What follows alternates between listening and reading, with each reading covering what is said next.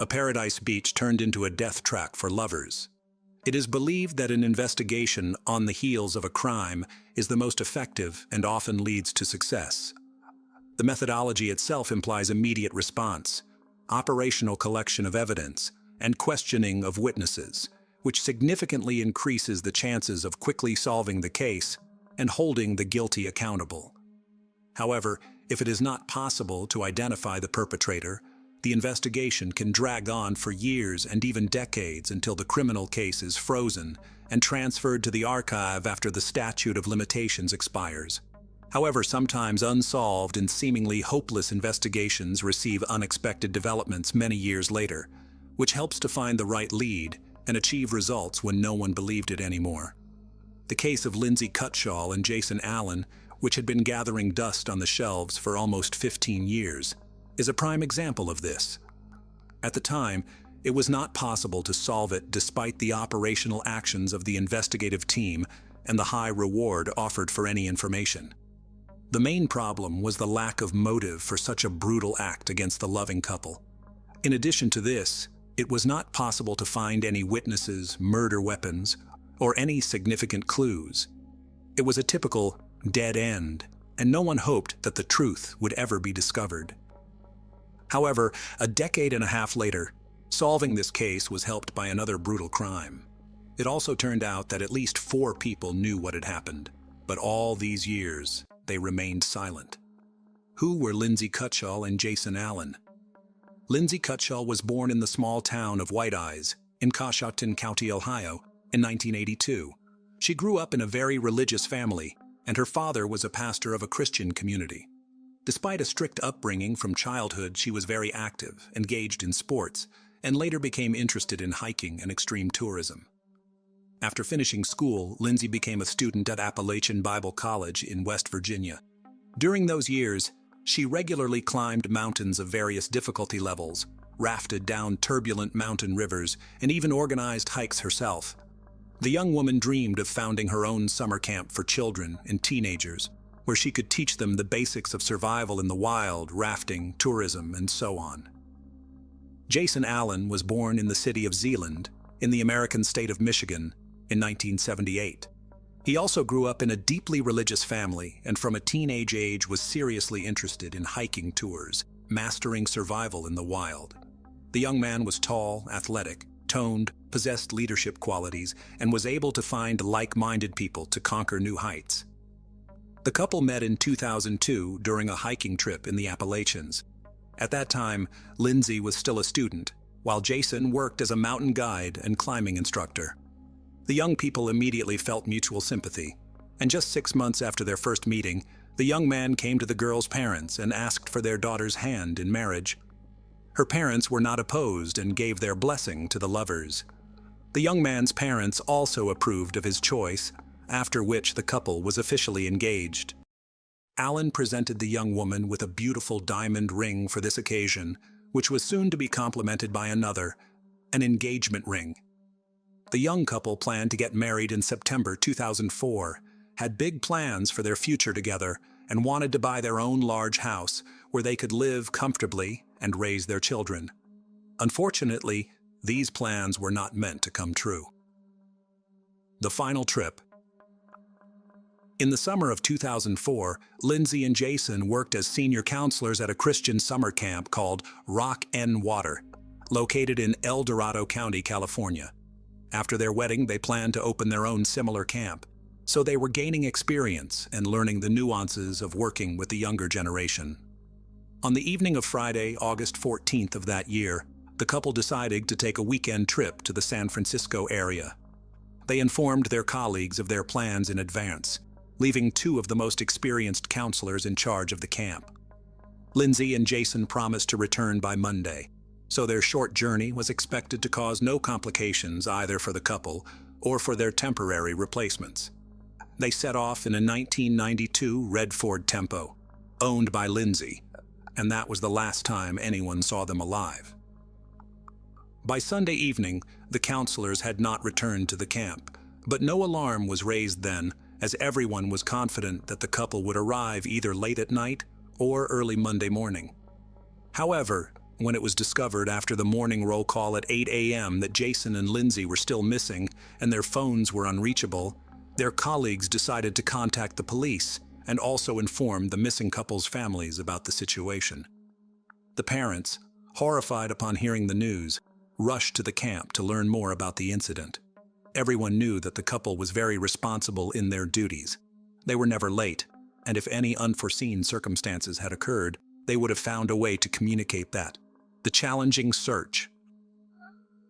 Upon arrival at the camp, law enforcement officials interviewed the couple's colleagues, and the investigation immediately encountered a serious problem.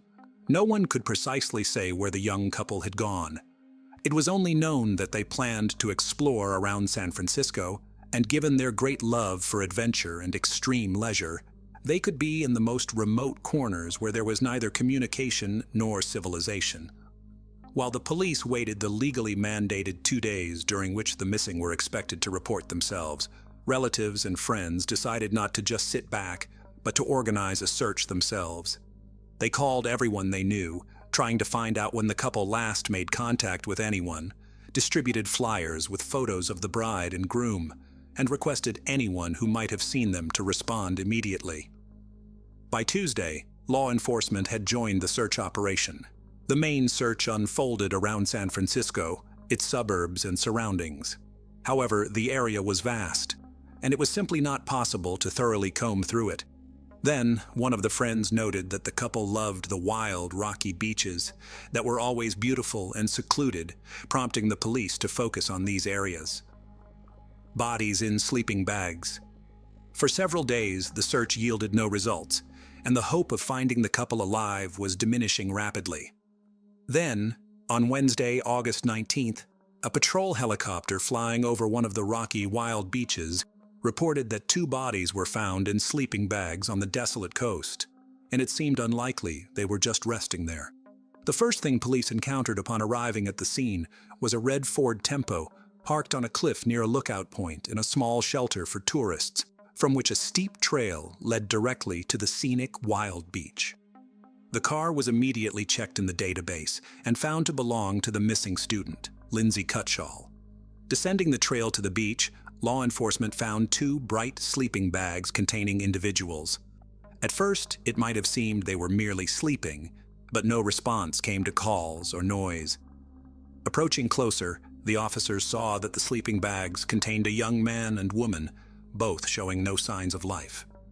A brief initial examination suggested that their lives had been taken by gunshot wounds to the head, and given the distinctive smell of decomposition, they had been there for more than a day. All the belongings of the deceased, including mobile phones and wallets containing bank cards and cash, were found beside them. Therefore, a robbery as the main motive was almost immediately ruled out. The keys to the parked car above were also visibly placed, ruling out car theft as a motive. Investigators immediately suspected that the deceased were the same young people who had gone missing last week near San Francisco. Their suspicion was confirmed by documents found nearby under the names Lindsay Cutshall and Jason Allen, but the bodies still needed to be identified by relatives. The arriving parents of the couple, who had hoped until the last that the remains belonged to someone else, were devastated by grief upon recognizing their children. Investigation and initial theories. Thus, theories involving robbery or an attempted carjacking were dismissed since all valuables, money and keys were left untouched in plain sight. Moreover, forensic analysis revealed no signs of physical assault or intimate assault on the bodies, except for the gunshot wounds to the head. It appeared that Lindsay and Jason were simply sleeping peacefully at the time of the incident and did not have a chance to react. They made no attempt to defend themselves, flee, or even get out of their sleeping bags. Everything pointed to a swift act that resembled an execution or vendetta. But who could have taken the lives of 2 individuals in such a brutal manner, and why? The questions multiplied, but no answers were forthcoming. There were no signs that anyone else had stayed in the area. The beach was quite secluded, and accessing it via the steep trail was challenging. Despite efforts, no shell casings were found nearby, leading investigators to theorize that the shooter either took them or threw them into the ocean.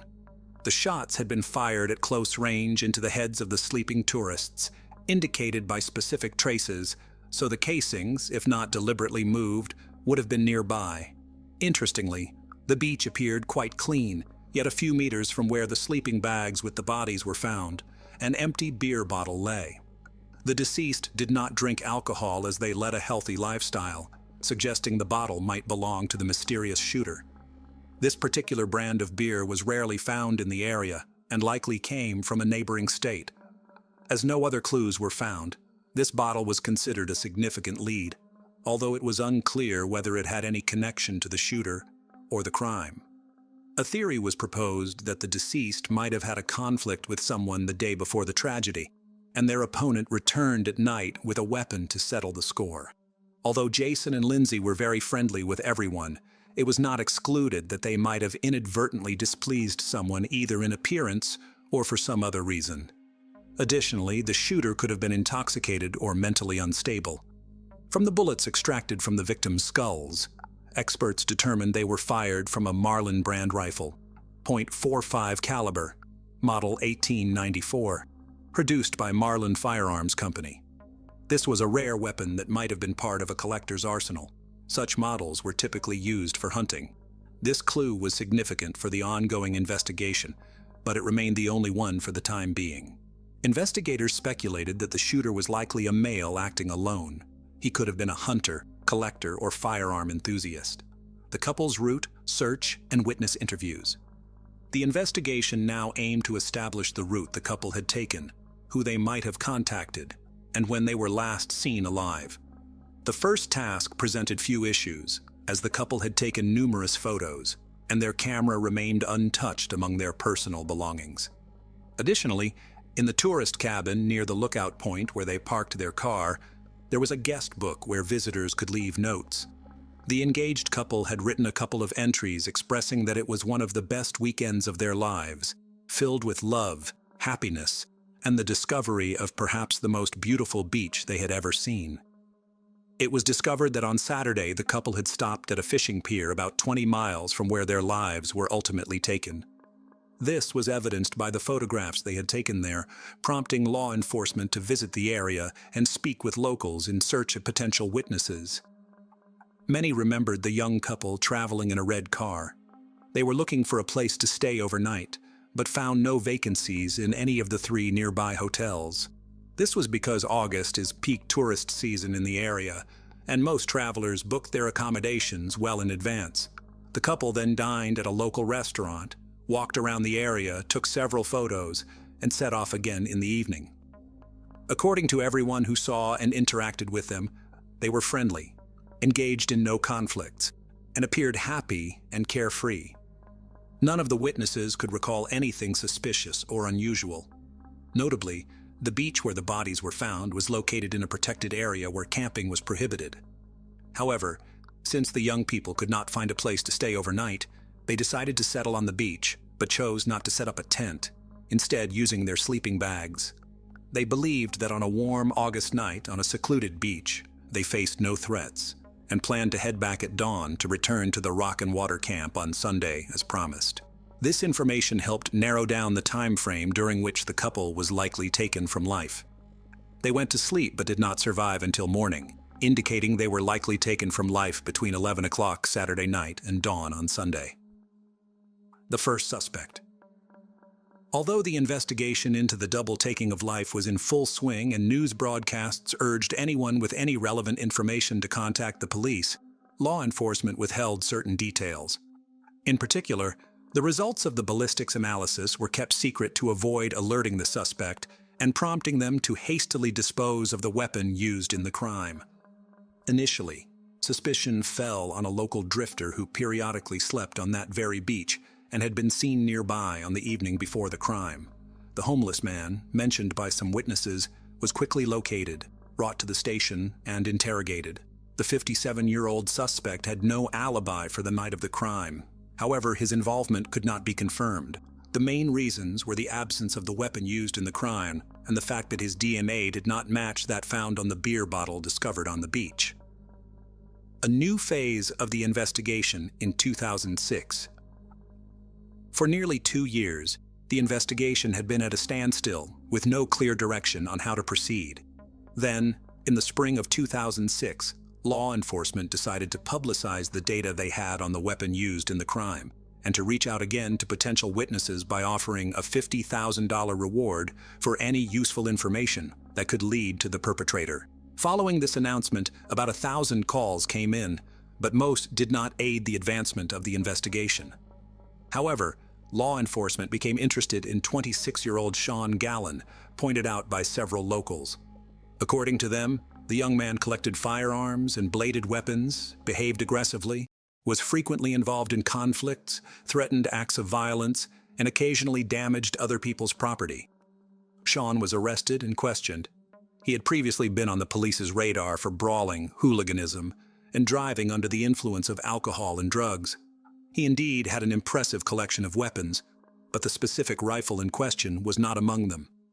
Verifying his alibi from 2 years prior proved impossible, and his DNA did not match the sample found on the beer bottle at the crime scene, so Gallen had to be released. A suspect from another country? Simultaneously, another suspicious and aggressive drifter came under scrutiny, often seen with a firearm, frightening the local residents. His name was Joseph Henry Burgess, and he was 61 years old at the time of the couple's demise. Burgess often ranted about receiving commands from God. It was discovered that in the late 1970s, Joseph lived in Canada, where he also wandered aimlessly. In 1978, he joined the Commune of the Children of God, positioning himself as a deeply religious person, and according to those around him, he was quite the fanatic. He soon had a conflict with 2 young people that escalated into outright enmity, and a few weeks later, these individuals were found lifeless, each with several close-range gunshot wounds to the head. Notably, their bodies were also discovered on a beach in sleeping bags, seemingly taken while they slept. By the time the police arrived, Burgess had vanished. His guilt was proven through numerous left-behind clues, but he could not be convicted as he had fled to the USA, crossing the border illegally. He managed to evade capture for nearly a quarter of a century until the police connected him with the double homicide on a beach in California. However, they were unable to interrogate him as a shootout occurred during his apprehension, resulting in the deaths of a police sergeant and Burgess himself, who opened fire. A fatal echo from the past. In the spring of 2017 in Forestville, California, a tragedy unfolded one night on March 14th. Gunshots rang out in the Gallen family home, prompting alarmed neighbors to immediately call the police. The victim was 35-year-old Seamus Gallen, and the perpetrator was his older brother, Sean. An argument had erupted between the siblings, during which Sean, under the influence of prohibited substances, grabbed a firearm and discharged 3 bullets into his younger brother. Police recognized the shooter's name, as Sean had previously been detained as a suspect in the double homicide on a beach, but was released due to a lack of evidence. Since then, he had been in police sites twice for property damage and making threats, but had only received fines. It was also discovered that the detainee was an avid hunter and had a hobby of crafting knives and other bladed weapons. Those around him described him as antisocial, aggressive, and unpredictable. After taking his brother's life, Sean attempted to flee but was almost immediately apprehended. Law enforcement then decided to thoroughly reinvestigate this man's potential involvement in a couple's perpetration from 13 years prior. His personal social media page revealed much, where he posted pictures of his substantial weapon collection and discussed supposed telepathic and extrasensory abilities. According to his posts, he believed he was on a special mission, receiving assignments from space. This seemed like delusions of a disturbed mind, and police suspected Sean indeed had serious mental disorders. He stubbornly refused to cooperate with the investigation, spoke nonsensically, and insisted on his innocence. However, when detectives checked the personal messages on his deceased brother's page, they found something intriguing. Back in 2006, when a $50,000 reward was offered for information on the double homicide case, Sean's former girlfriend had messaged Seamus, suggesting she could claim the reward by turning in her ex-boyfriend. They both knew everything but kept silent. Unfortunately, questioning either was no longer possible since the brother had been shot and the woman had died in a car accident 2 years earlier. An unexpected confession. Initially, Sean denied any involvement and refused to speak, but when shown the printouts of the messages between his former girlfriend and his brother, he surprisingly confessed and began to give a detailed account. His narrative not only surprised, but shocked law enforcement. Despite more than 13 years passing since the double homicide, Gowan remembered the details of that night vividly. That evening, he had left his house with a Marlin rifle, intending to hunt in a wooded area. He aimlessly wandered for a couple of hours before descending a trail to a wild beach, which, he claimed, was a spot to encounter boars. As he walked along the shore, he spotted two bright sleeping bags. Approaching closer, he discovered a young man and woman sound asleep inside. He stood watching them for several minutes, then suddenly heard voices in his head commanding him to end their lives. Sean claimed this was the mission from space he could not ignore. He placed the barrel of his rifle almost against the young man's head and pulled the trigger. The sound woke the young woman, but before she could comprehend the situation, a second shot ended her life as well. He decided to collect the casings and carried them away in a beer can he had emptied while descending to the beach. Later, according to him, he tossed the can into some bushes in his father's backyard, where he went to give the rifle to his father and asked him to hide it. His elderly father asked no questions and simply buried the weapon in the dirt floor of the cellar in his old barn. Remarkably, Sean's claims were verified. The rifle was found at the site of the now collapsed barn, and the beer can with the casing still rested in the overgrown bushes in the backyard. The fact that the murderer's father had passed away in 2009 and his property had since fallen into disrepair and abandonment helped preserve these items. It turned out that the bottle found on the beach had no connection to the crime and was mistakenly considered as evidence. Forensic psychiatric evaluation, Sean Gowan blamed the voices in his head, which he claimed ordered him to commit acts of violence, and asserted that he was not aware of his actions. His defense attorneys also insisted that Sean was mentally ill and unfit to stand trial. It was up to qualified psychiatrists to determine the truth of these claims. The evaluation revealed that the accused did indeed suffer from a range of mental disorders, exacerbated by the effects of alcohol and prohibited substances. However, at the time of the crime, he acted deliberately, carefully planning each step. Sean was fully aware of how to proceed and how to cover his tracks to avoid police detection. This was precisely why he first ended the life of the young man, knowing that if anything went awry, the woman would not be able to resist. For the same reason, he took the casings with him and prudently gave the rifle to his father, asking him to hide it. According to the psychiatrists, although Gowan had mental deviations, he was competent to stand trial and be held accountable for his actions. What was surprising in this complex case was that his parents, brother, and former girlfriend knew, or at least suspected, that he had committed the double homicide, yet none of them had turned him over to the police. Trial and sentence. The trial of the accused took place in the spring of 2019, nearly 15 years after the brutal act against the couple. On June 17th of that year, Sean Gowan was sentenced to 2 consecutive life terms without the possibility of parole, plus an additional 94 years for the end of his own brother's life in 2017.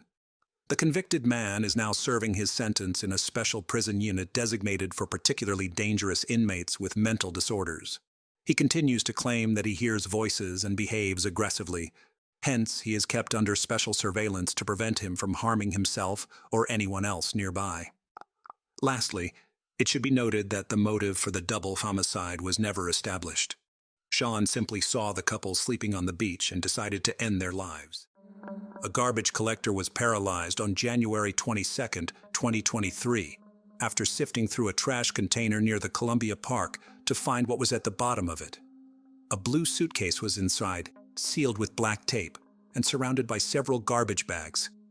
The suitcase contained a woman's body, which was easily identified because her head was visible from the suitcase. The worker was frightened upon finding something, so he drove several blocks and reported it to the police. The Capitol Police promptly dispatched a team of officers to investigate. Can you provide some examples? The police officers who arrived were met with a horrifying scene. The corpse was cradled in the suitcase and taken away. Valentina Tres Palacios was identified as the victim a few hours later.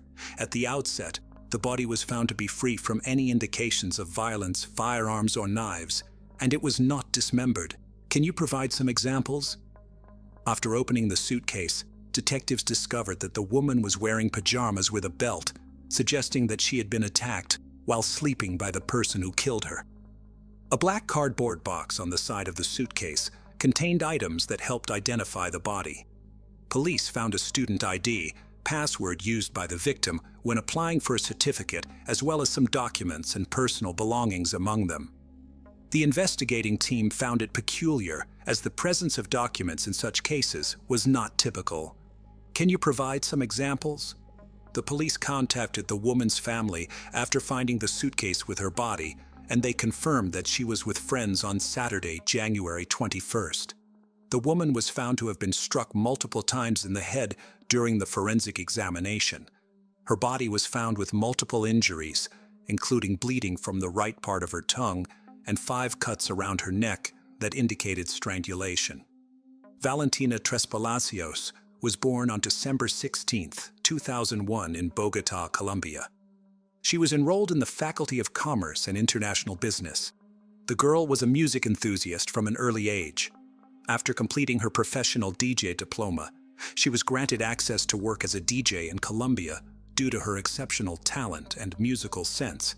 She had a career that began 3 years ago and resulted in many foreign friends. Valentina traveled to other countries where she typically gained knowledge or exhibited her accomplishments. She had the chance to perform alongside some of the most renowned musicians during this period.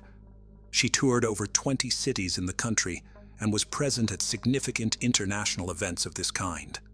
Her past activities involved performing at festivals and touring throughout Colombia, Chile, Mexico, Brazil, and Peru. People in her vicinity claimed that she had a bright future ahead. She was sought after and traveled throughout the nation. She dominated the best nightclubs and pursued her passion. Valentina was a very happy, smiling young girl who enjoyed the party. She maintained social media accounts where she shared her stage performances and always kept her followers informed about her daily routine.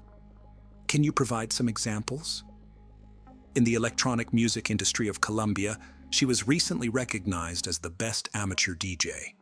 The girl shared about 2 things on her social media: her rising popularity in the electronic music industry at nightclubs and her relationship with an American named John Poulos, whom she met online by the end of 2021. John and Valentina's communication skills improved as time passed. Valentina's initial desire for stability and commitment was not strong, but her relationship with him transformed into a romantic partnership that the young people eventually shared. John Poulos was a resident of America. Valentina was so invested in her life that he sent her money to attend the cosmetic course that involved injecting her lips with hyaluronic acid. The procedure was repeated to improve her cheekbones, and John also suggested surgery and silicone breast implants for his partner, modifying her appearance within a few months and becoming the talk of the town. He started sending money to the girl on a regular basis and eventually came up with the idea of marrying her. Originally, Poulos had plans to move to Colombia and live with Valentina, but she was skeptical because this person was so envious that he hired a private detective to track all her contacts and activities. Valentina's family was highly suspicious, as she expressed her concern about this situation. John Poulos was prepared to spend the rest of his life with his partner by January 2023. He was committed to marrying Valentina and initiated the process of organizing the necessary paperwork. He rented an apartment in the northern area of Bogotá, where he planned to spend the weekends with the girl until they found a permanent place to live. On Thursday, January 19th, Poulos arrived in Bogotá. Around 8:53 p.m., he was caught on surveillance footage entering the building's apartment. Along with him, there was a blue suitcase that bore resemblance to the one used to find Valentina's corpse. John Poulos was the first person to be noticed after the disturbing discovery, as he was also the last one to have seen Valentina alive. The detective's attempt to reach him resulted in the call being diverted to voicemail. Valentina's family members found Poulos to be a kind and collected individual. His demeanor was undeniable, and his plans to marry the young woman were evident.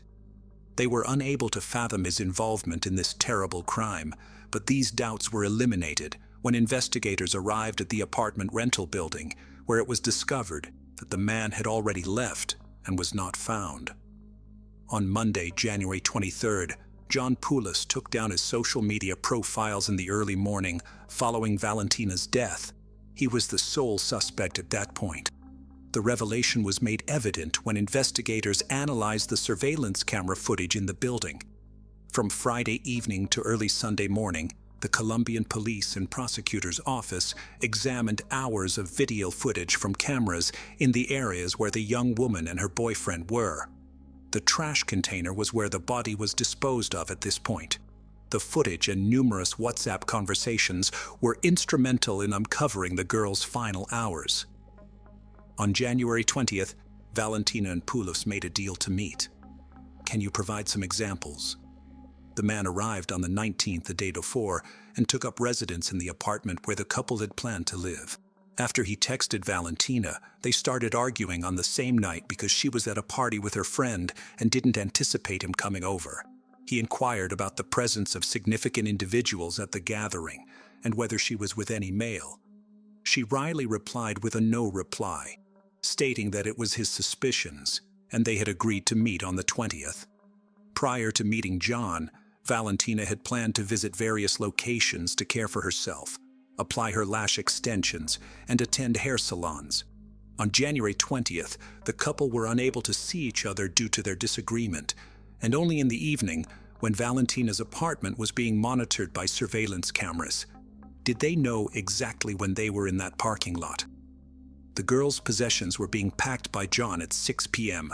as the two of them moved to another apartment and began a new life. Valentina's journey across the country was marked by a series of emotional goodbyes, one of which was with her family and friends. She made a video call to her mother saying that she was going home. The video depicts the girl accompanied by Poulos, who hired a vehicle to transport Valentina's possessions. They were caught on surveillance footage entering the apartment with their possessions at 7 p.m. Valentina sent her mother a series of videos showing the apartment in their frequent exchanges to get things. The cameras captured them completing the move and engaging in other activities before heading back to their new home. It was Saturday, January 21st at 1 a.m. Around 3 a.m., the couple arranged a taxi to go to southeastern New York's nightclub, where Valentina was set to perform 2 hours later. Can you provide some examples? The club was reached by them at approximately 4 a.m. Valentina commenced work almost immediately. While she was busy, John Poulos remained with her. Can you provide some examples? At approximately 5 a.m., her performance concluded. Valentina and John, holding hands, headed to the nightclub's office. They encountered the proprietor of the establishment, his spouse, and her companion. Valentina's friends had not seen her since they'd left the venue at 6 a.m. Her smile was back on her face, shining brightly, and everything seemed to be going smoothly. Valentina contacted her friend on the phone and stated that she had no intention of going anywhere on Saturday. She stated that she would probably stay in the apartment with her partner. Later on, they might go out to eat or cook together at their house. The last time Valentina spoke to her friend was at 9 p.m., and it was through video.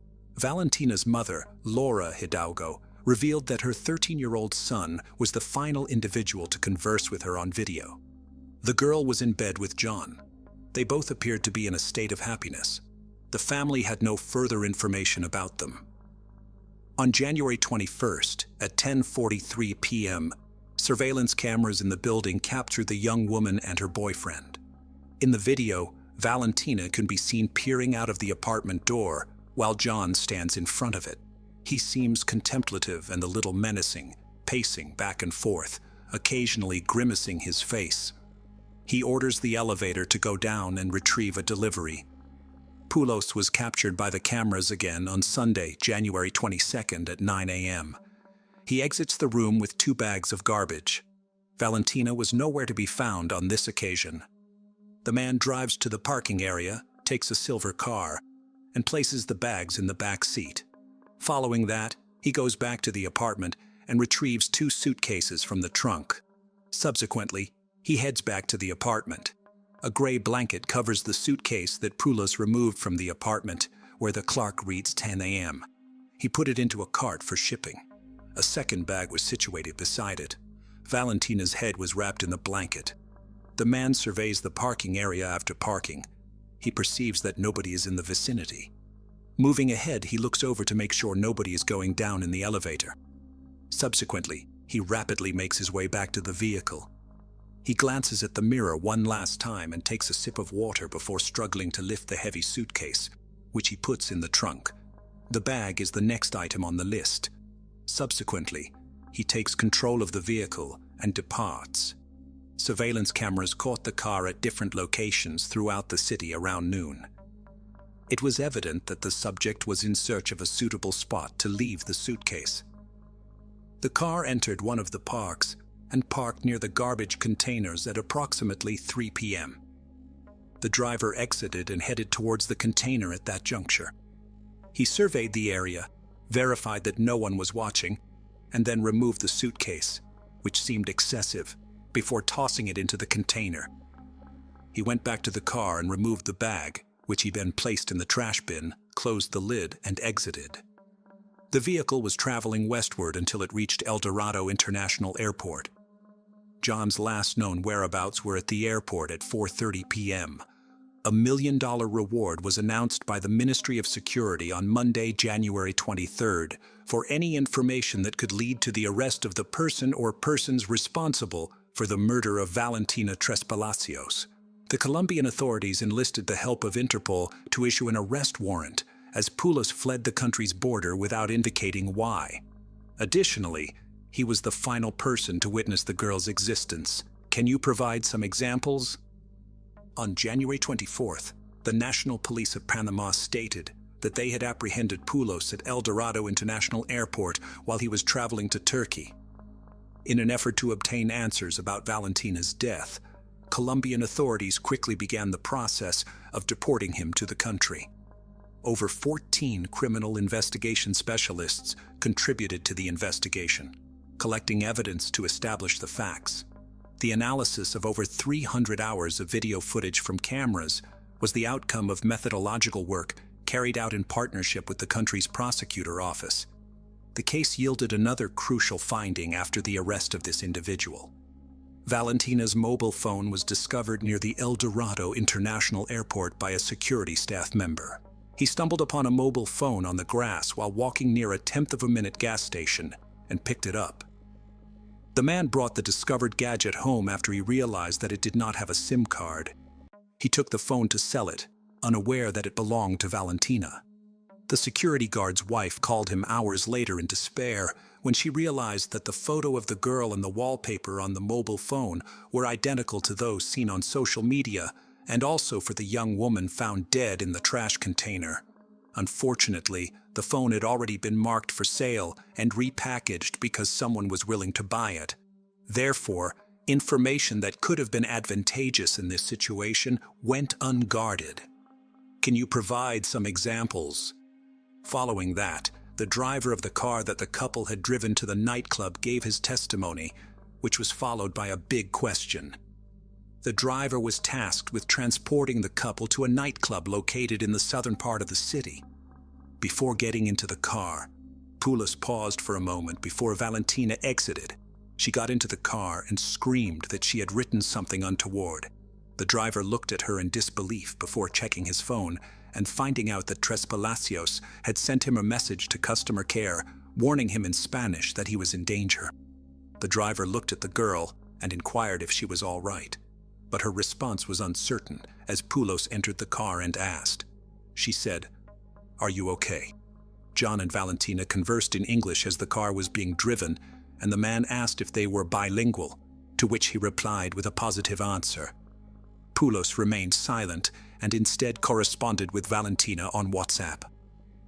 Upon leaving about 4 a.m., the driver went to the nightclub with the couple and then forgot about the incident until he was informed of the young woman's death several days later.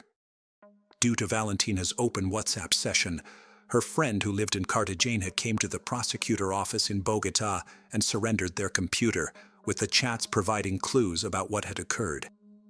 One of the pieces of evidence found in Valentina's chat was that her friend had spotted a suitcase with her body, which was said to have been there.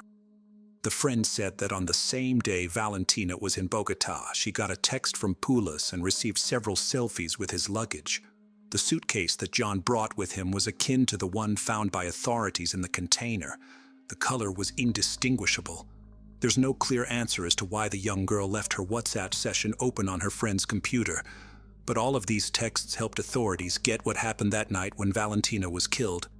It was determined by forensic investigators that she died from asphyxiation, caused by tightly strangled with a rope. Prior to her passing, there were indications on her body that she had been a victim of violence. All indications from the forensic examination indicate that Valentina Tres Palacios passed away while sleeping. This conclusion was drawn up by criminalists because she was wearing pajamas. There was no doubt in the evidence above that John Pulis was present. The indictment stated that the suspect did not acknowledge responsibility for the girl's death, citing the current situation and the concealment of evidence. Rather, he said, "There were violations when I was arrested in Panama because we did not have a lawyer to talk to."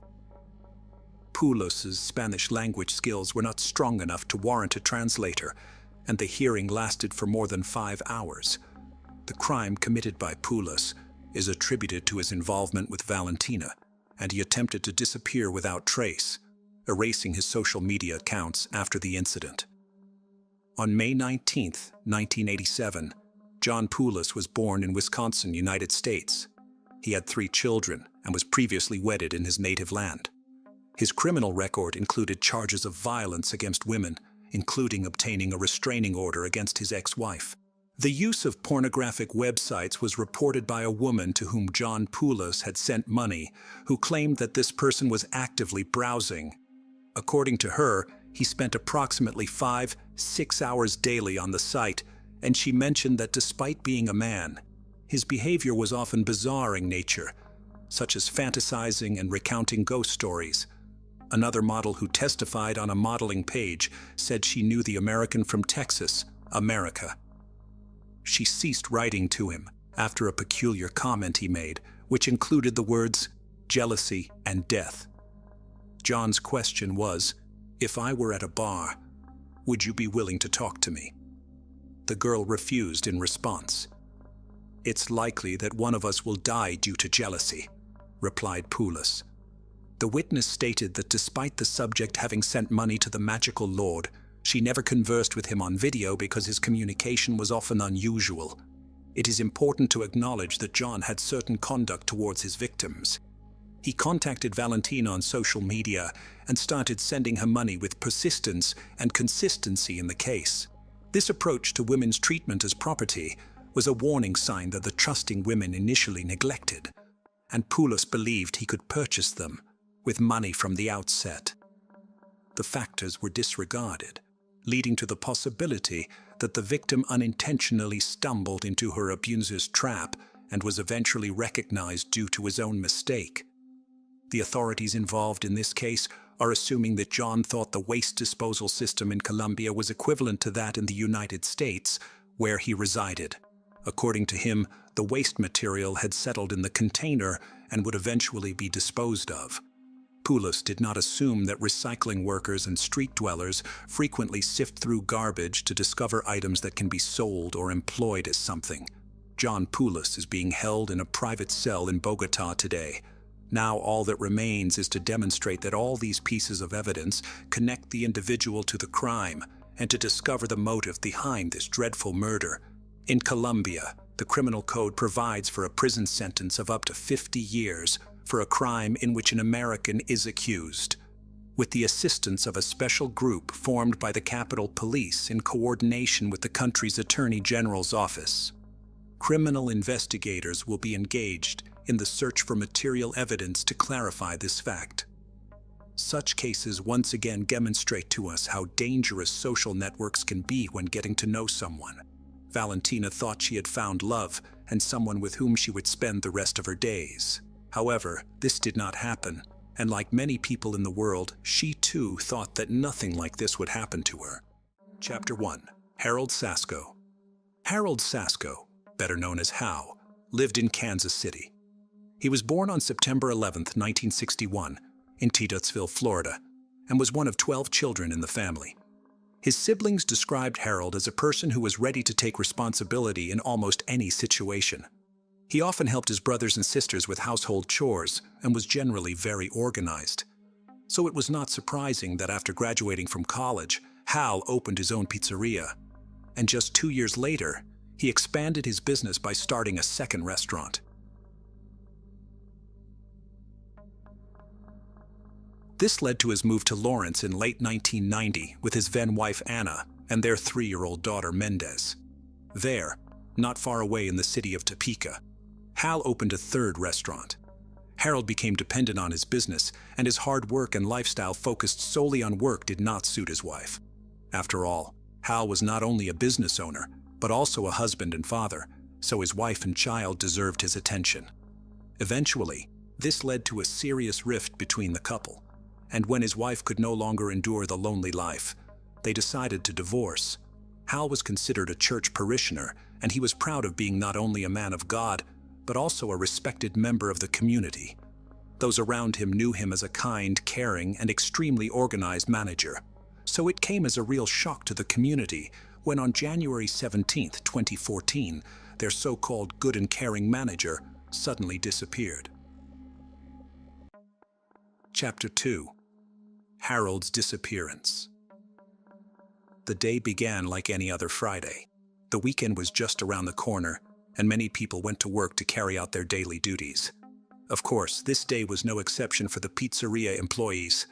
The problem was that when they arrived at work, they found themselves in a quiet and empty restaurant. Usually, Hal was there to unlock the kitchen, but this time, he was nowhere to be seen. Even stranger was the fact that it had been several days since anyone had heard from him. Concerned about his well-being, the employees called the police and demanded a welfare check at his home on West 26th Street. Later that day, a police officer was sent to his residence. When he knocked on the front door, he was met with silence. When he knocked on the front window of the house, he also received no response. The officer then looked inside to see if anyone was home, and it was at that moment that he saw the figure of a man lying face down on the floor. Calling for backup, law enforcement officials burst into the house. It was confirmed that the man on the floor was Hal, and moreover, he was lying in a pool of his own blood. It immediately became apparent that he was already dead, and judging by the condition of his body, he had been dead for several days. Moreover, it was not an accident. His hands were tied behind his back with zip ties, which were used to keep him under control. Hal's legs were also tied, but the most horrifying detail was that his throat was cut so deeply that the moaning side was shattered. With such a serious and brutal wound, he had no chance of survival. The officers were faced with an extremely gruesome scene. To top it all off, the police found several empty bottles at the other end of the room, as well as a phone and laptop that did not belong to Hal. They also noticed the absence of Hal's car in the driveway. But the strangest piece of evidence left at the crime scene was the word freedom, sloppily written on the wall in Hal's blood. Chapter 3. The Investigation. The sudden influx of officers in the area undoubtedly drew increased attention from curious neighbors. The police decided to use this to their advantage and began asking more questions. That's how they learned that Harold was not living alone. His neighbors claimed that he was living with a girl he called his stepdaughter. This information turned out to be very important for the officers. Now they knew that there was a person who not only knew Harold well and was in constant contact with him, but was also present at the crime scene. Eventually, it was established that the so-called stepdaughter was 18-year-old Sarah Gonzalez McLean, who had been living with him for the last 2 years of his life. However, a problem arose. Sarah was nowhere to be found. This, of course, greatly concerned the officers. Finding Sarah became a top priority for law enforcement, as they had no idea what exactly had happened to her. She could have been abducted, become a victim, a witness, a suspect, or perhaps none of the above. In any case, it was now absolutely necessary to find her. Family members and friends were informed about this horrific crime, and 3 weeks later, on February 8th, a funeral was planned in memory of the lost community member.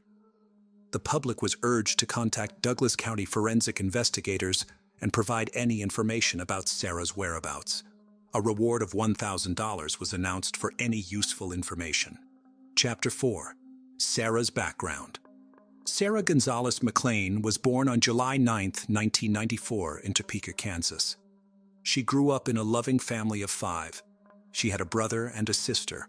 Throughout her childhood, Sarah was known as a shy but kind child. Since she was homeschooled for many years, she had few friends outside her neighborhood.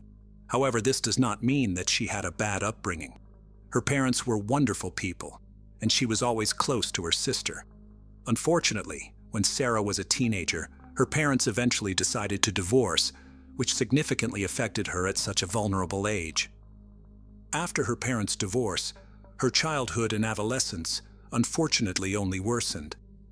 Sarah was quite naive, having been sheltered from the outside world by her parents. And unfortunately, people who are ready to take advantage of such a situation are always around. After her parents' divorce, Sarah experienced inappropriate behavior from a neighbor, and unfortunately, he eventually abused her. This event greatly influenced Sarah's character and behavior. She began to act completely differently than before. Much to her mother's dismay, Sarah began sneaking out of the house at night and hanging out with the wrong crowd. Even worse, this led to her frequent use of illicit substances and alcohol to drown out her suffering. It seemed that after her parents' divorce, Sarah no longer wanted to stay in her family home. That's when the pizzeria hired her. At first, he seemed like an ordinary kind manager, but there were rumors among the staff that he was not quite what he appeared to be. For example, Hal told all the restaurant managers that they could only hire young, attractive women. Chapter 5. Sarah's work at the pizzeria. While working at the pizzeria, Sarah would wake up, go to work, spend time there, and eventually return home to her family.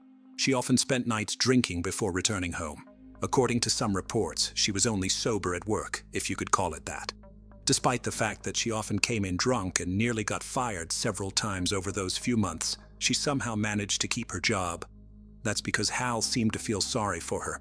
He knew that she was vulnerable and needed extra support. She tragically experienced another traumatic event. One such evening, another man attacked her, and to top it all off, this scumbag even burned her with cigarettes. After that, Sarah's already fragile mental health completely crumbled. She stopped going to work, lost friends, and sank into a very dark state. And then she attempted to take her own life. Fortunately, Sarah's family found her in time to call an ambulance. She fully recovered, but it was only after the girl spent 5 months in the hospital. The nicest thing was that after being discharged from the hospital, Sarah received support from loved ones and friends. But one of these messages of support stood out in particular. It was from her former boss, Hal. After her tragic ordeal, Hal offered to become her personal life coach or even a kind of guardian. He could pick her up, take her somewhere to eat, and even let her express everything that was on her mind. Since there was no one else to turn to, Sarah eventually enlisted his support. It was during one of these walks that she told him her entire story, including her tragic encounters with other men, drinking, and everything else. Now Hal knew that she wanted to leave her family home, and upon learning about the traumas she had experienced, he suggested that she live with him in his own house. It all seemed a bit dubious. The problem was that Sarah was vulnerable, lost, and hurt. Hal's offer gave her a way out of it all. Chapter 6. Sarah's life with Hal. After moving in with Hal, everything seemed to stabilize for a short time. She found a new job far away from the pizzeria. Hal took great care of her. Her dog moved in with her, and she even considered college. But Sarah's mother was unhappy with the whole situation. She found Hal quite strange, and the whole story seemed very suspicious to her. Every time she tried to talk to Sarah about it, it always ended in a big fight, which of course further alienated her daughter. Michelle didn't believe that Hal's intentions were always as innocent as he made them out to be. Even worse, she believed that her daughter was most likely too naive and prone to illusions to realize it. After the divorce, Sarah's father broke off all contact, and now she was trying to fill the void that had formed. To make the situation even more eerie, Hal eventually asked Sarah to call him Gad, and then he told all the neighbors that she was his stepdaughter. It's not surprising that Sarah's colleagues eventually found out about all this and inquired about her relationship with Hal. Now, when asked about it, Sarah insisted that he was just her friend and nothing more. But from an outsider's perspective, it was strange that a 50-year-old man brought an attractive but troubled 18-year-old girl into his home, and perhaps her peers suspected something. As soon as Sarah settled into the house and began to feel more comfortable, Hal started setting his own boundaries and attitudes towards life, especially when she turned 18. This change was quite alarming. Hal began buying her illegal drugs and alcohol, joking about them dating, and even brought up the topic of a sexual relationship with Sarah. In addition to these changes, he openly kept track of everything he bought for her, including alcohol, illegal drugs, cosmetics, and rent. He wanted her to feel indebted to him, and he also told her that she would only be able to leave once she paid him back. In fact, she felt so trapped that after she turned 18, she gave in to his advances, and her relationship with the man she once called Dad now became sexual. This diabolical situation lasted for a whole 10 months, and according to Sarah, they had sex several times a week. The only way she could cope was to drink and use illegal substances until she no longer felt involved in the situation. This, of course, further increased her debt to the man who was now using her body. On top of everything, Hal berated Sarah just as often as he complimented her. For example, he criticized her nose and then offered to pay for plastic surgery, which she, unsure of herself, eventually agreed to. It was clear that Hal treated her as his personal property, rather than as another human being with feelings. He also paid for her gum implantation, and his next goal was to buy her breast implants. Both of these surgeries cost $16,000, which of course was added to the bill, and she had to pay him back when she could afford it. She found herself trapped with no way out. In addition to this, Hal also threatened Sarah, telling her that he had connections if she ever tried to escape. From that moment on, her mental health deteriorated even further. In response, she was given antidepressants to cope with the situation, for which she would eventually have to pay again. Chapter 7. Sarah kills Hal. Trapped by the mental trauma of abuse and depression, Sarah's mind became clouded. She repeatedly found herself on the brink, and now, after supposedly finding someone she could rely on, he too turned out to be an abuser. Sarah had absolutely had enough, and she began to act in a way that eventually turned the victim into a killer. After visiting a pet store, she bought a rabbit and signed a waiver before taking it home. That same evening, one of Hal's pizzeria managers was visiting the house for dinner and drinks. The manager was shocked when he opened the refrigerator and saw a rabbit carcass instead of beer. Sarah not only admitted that she was responsible for killing the pet rabbit, but also stated that it was not the first animal she had killed.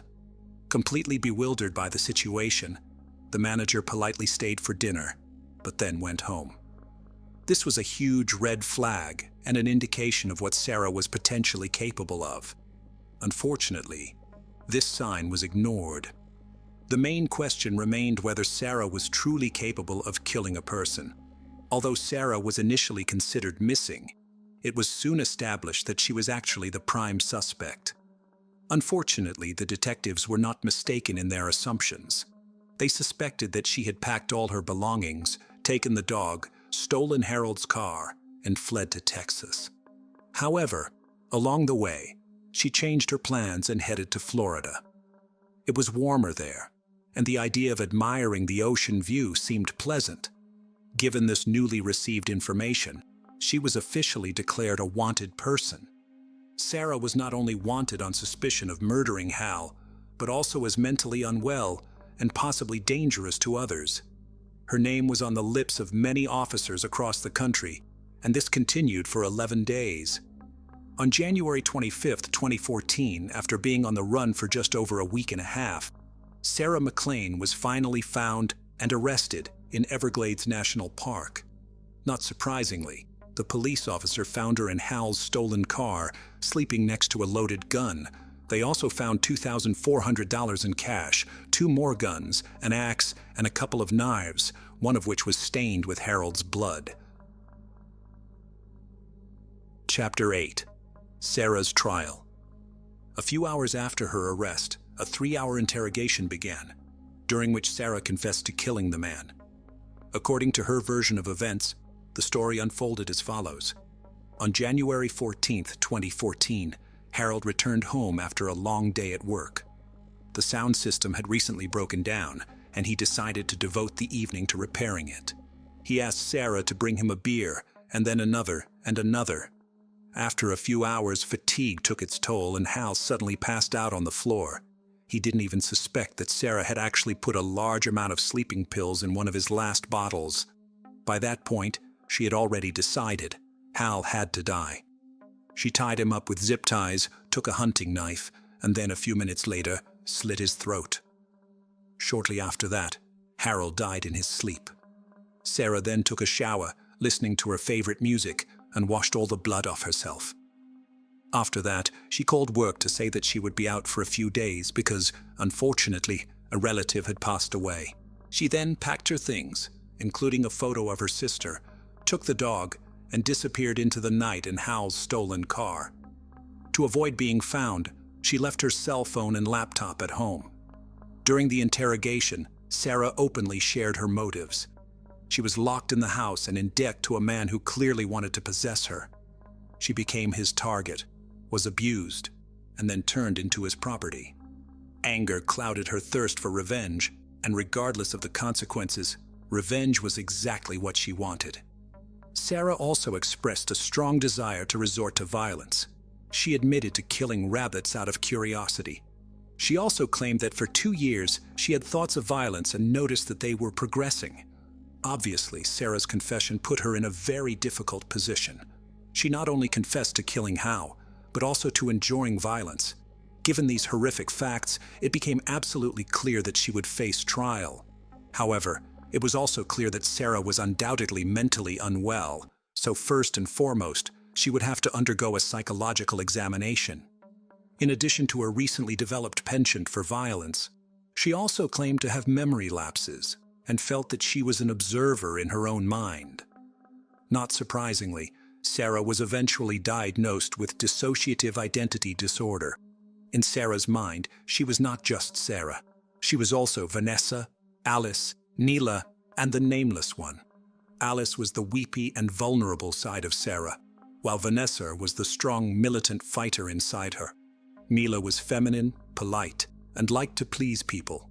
But of course, the saddest version of them was the nameless one, who took on all the consequences of the trauma and depression.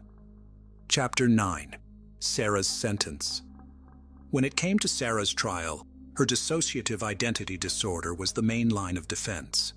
She claimed that a girl named Alice wanted to take her own life, but the other personalities convinced her not to.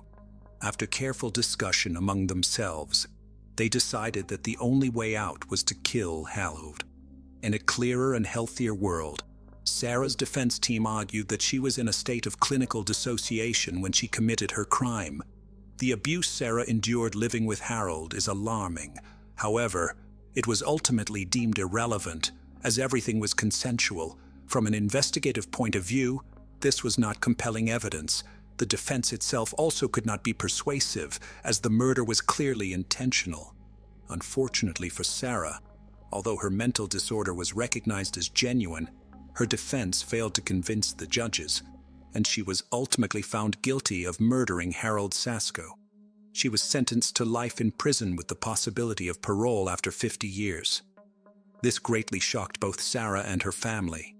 It became apparent that the abuse she had endured throughout her life and her mental state at the time of the murder were not taken into account when sentencing her, which means that her punishment was much harsher than she deserved. Sarah filed an appeal on the grounds that the abuse she suffered should have been considered during the trial. Unfortunately, by that time, more evidence of Harold's horrible behavior had been uncovered. After analyzing his computers, detectives found that they were literally riddled with illegal pornography. In addition, another woman, whose name remains unknown, claimed that Hal had hit on both of her daughters. Given all this new evidence, Sarah's appeal resulted in a 50% reduction in her sentence to 25 years. To this day, she still remains behind bars, and that's because although the judge concluded that Hal did indeed abuse his control over Sarah, it doesn't negate the fact that she still committed premeditated murder. Chapter 10.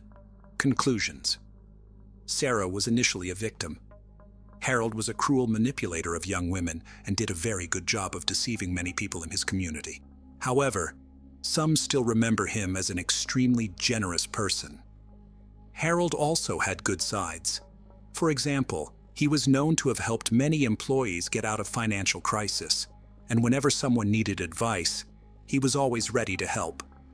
Harold's family does not deny his shameful actions, but they testify to his positive character. He clearly needed help and did wrong, but he never deserved to die. Although Sarah's family agrees that she must be punished for her crimes, they also believe that the sentence was too harsh for someone trying to escape her abuser. Harold was undoubtedly a favorite of many people, but at the same time, he was a wolf in sheep's clothing. This story is an example of how life circumstances, trauma, and a lack of proper support can lead to tragic consequences. Sarah became a victim of abuse by someone she trusted, and it caused irreparable damage to her mental health. However, this does not justify her actions, the deliberate murder of another human being. This story also demonstrates how important it is to be attentive to those around us and to be able to recognize warning signs. Perhaps if someone had intervened earlier, the tragedy could have been avoided. At the same time, this story raises questions about the fairness of the justice system. Was Sarah's punishment adequate, given all the circumstances? Was her mental state and the trauma she suffered sufficiently taken into account? These questions remain open for discussion. Ultimately, this story serves as a reminder that a completely different personality can be hiding behind a person's appearance. Harold, whom many considered kind and generous, actually turned out to be a manipulator and a predator. This story prompts us to be careful in our judgments of others. Corey Day Desmond was born March 18, 1980, at Torrance Memorial Hospital, and right from the start, she was the center of attention because she had to fight to survive. Due to a hole in her diaphragm, she had to undergo multiple surgeries. She was only given a 20% chance of survival, and miraculously, she not only survived, but she thrived. Friends and family of Desmond knew her as a smart, self-confident young woman, unafraid to express her opinion, who was energetic and full of affection for those she cared about, who were many. Desmond graduated from North Torrance High School and earned a master's degree in criminal justice from Long Beach State. Unsure of her calling in life, she changed her mind and decided to become a teacher. Her goal was to teach autistic children. A week after her death, a notice came in the mail that she had earned her teaching credential. She was loved by many and friends to all. She was sweet at times, but could be tough as nails. She could command a bar full of patrons when she wanted, and all the while be singing one of her favorite karaoke songs such as Black Velvet or These Boots Were Made for Walking, and once again, being the center of attention. It was that secondary family that Corey acquired while working in those various establishments that kept her going back despite what her family wanted her to do. In 2009, Corey worked in a bar. On Saturday, February 14th, she had a shift that ended at 9:30 p.m. She then walked 2 blocks to the popular Bar Street Lounge. Many employees of this bar knew Corey, as she had friends working there. She was caught on surveillance cameras helping her friends at the bar. She left there only after closing, around 2 a.m. None of her friends saw her after that. On Monday, February 16th, at approximately 2:20 p.m., the San Bernardino County Sheriff's Office received a terrifying call. About 100 miles from the bar where people last saw Corey, the driver stopped to take snow chains off the wheels. The man felt a strong, unpleasant smell as soon as he exited the car. He thought the source of the stench was an animal that got hit by a car, but still decided to check. Not far from the car, he found something strange. He saw a black plastic garbage bag with a woman's body inside. The man ran out into the road in a panic, stopping cars and asking to call the police as his phone's battery was dead. They identified the victim by fingerprints and driver's license. It was 28-year-old Corey "Daddy" Desmond. Subjected to a brutal attack, the woman died from strangulation. She had a lot of bruises on her face and neck and injuries to the back of her head. Corey tried to fight back, as she had several defense wounds. Although unable to determine the exact time of death, the medical experts said Corey was on the street for about 36 hours before the man found her. Corey's pants were unbuttoned and pulled to her knees, but no signs of intimate contact were found. The first conclusion that investigators came to was that the place where the driver found Corey's body was not the place of her death. The criminal left her body by the side of the road, hoping it would take time to find it. Before the man found her body, the rain destroyed all possible evidence. Reporting bad news to the families of the dead or missing is perhaps the hardest thing in the work of a policeman. At that time, Corey was living with her grandmother.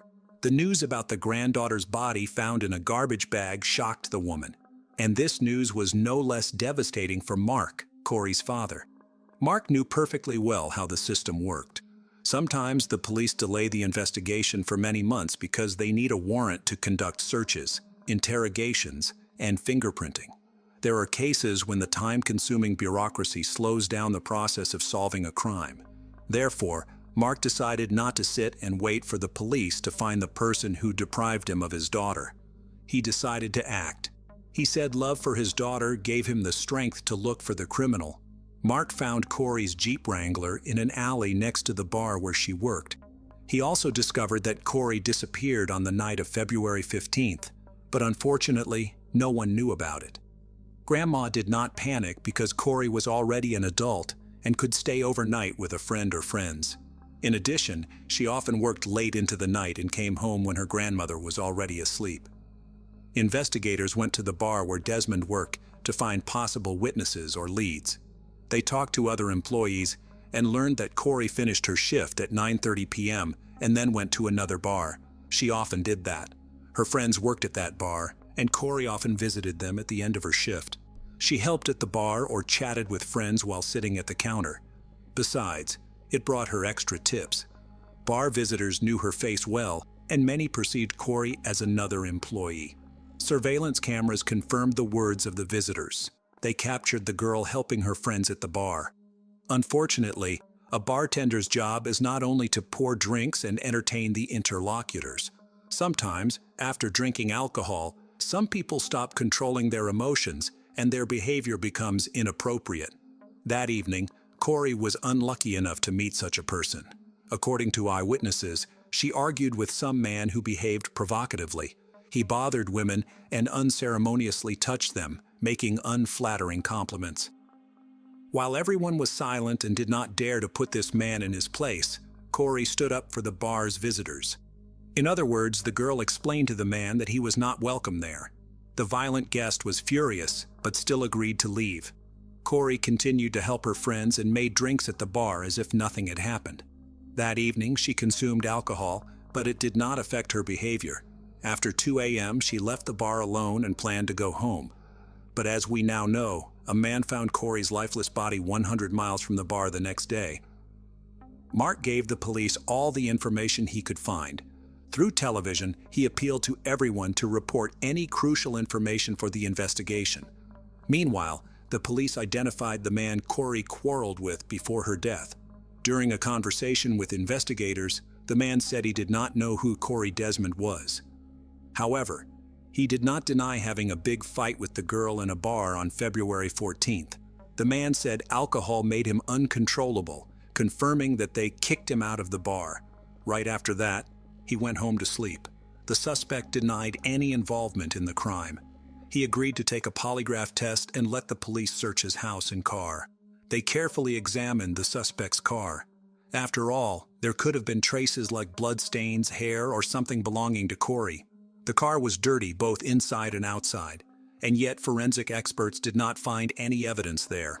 While searching the man's house, they found nothing indicating his involvement in the crime. The last hope of the investigators to catch the man in a lie was a polygraph test. but the man passed it without much difficulty, answering all the questions of the police. In addition, his wife confirmed that he came home before 2 a.m. and immediately went to bed. Corey left the bar around 2 a.m., which means this man was not involved in her death. Thus, the police excluded him from the list of suspects, but the problem was that they had no other persons of interest in this investigation. They studied Corey's personal life, trying to find out if she had enemies who could wish her harm. Investigators found out another strange detail. The owner of the bar where Corey worked said that night, she came and asked for permission to use the toilet. But since the bar was closed, he refused the girl's request and advised her to go home. It was about 2:20 in the morning. What happened next remained a mystery because Corey never got in the car and did not go home. Investigators assumed that she had been abducted or assaulted near her place of work. However, the bar's surveillance cameras did not record this, and there were no witnesses on the street at such a late hour. At the time of Corey's death, her blood alcohol content was more than 4 times the legal limit for driving. It was unclear whether she planned to use her car or was looking for other ways to get home. Unfortunately, she did not meet anyone who would help her that night. A month later, the investigation reached a dead end. The police checked all the versions and clues but found no new suspects. Corey's father, Mark, wasn't going to give up. He rented 3 billboards on Artesia Boulevard in Redondo Beach. The billboards contained a photo of his daughter with the question, "Who killed Corey Day Desmond?" The man offered a $15,000 reward for any information helpful to the police. "I'm going to keep them up there to let people know the guy is still out there," Mark Desmond said. "Maybe it will save somebody." To some extent, this story is similar to the one of Alexandra Kemp. The latter's father, Roger, did everything to find the criminal, and billboards played a crucial role in solving the crime. If you haven't watched this story yet, click on the link at the end of this video. Information about Corey periodically appeared on 50 electronic billboards. Eventually, it brought results. In May 2009, the phone rang at the police station. A woman named Tiffany Ware saw one of the billboards with a photo of Corey. Thanks to this woman, the police were able to solve this case. Tiffany spoke very quietly. The woman was experiencing stress and severe fright. She rambled as if she didn't know where to start. Then she finally focused and said, "Hello, my name is Tiffany. I think my boyfriend Tony Lopez Perez killed that bartender girl, Corey Day Desmond. Please check him. He's behaving strangely, but I'll tell you more when we meet." Tiffany called several times to arrange a meeting with the detective. During their conversation in the park, the woman told him about her suspicions. According to her, on February 14th, she and Tony planned a romantic Valentine's Day dinner. She spent the whole evening preparing for a date. Tiffany took the children to their grandparents, visited a beauty salon, and bought a new red dress. Tony loved it when she wore red clothes. It drove him crazy.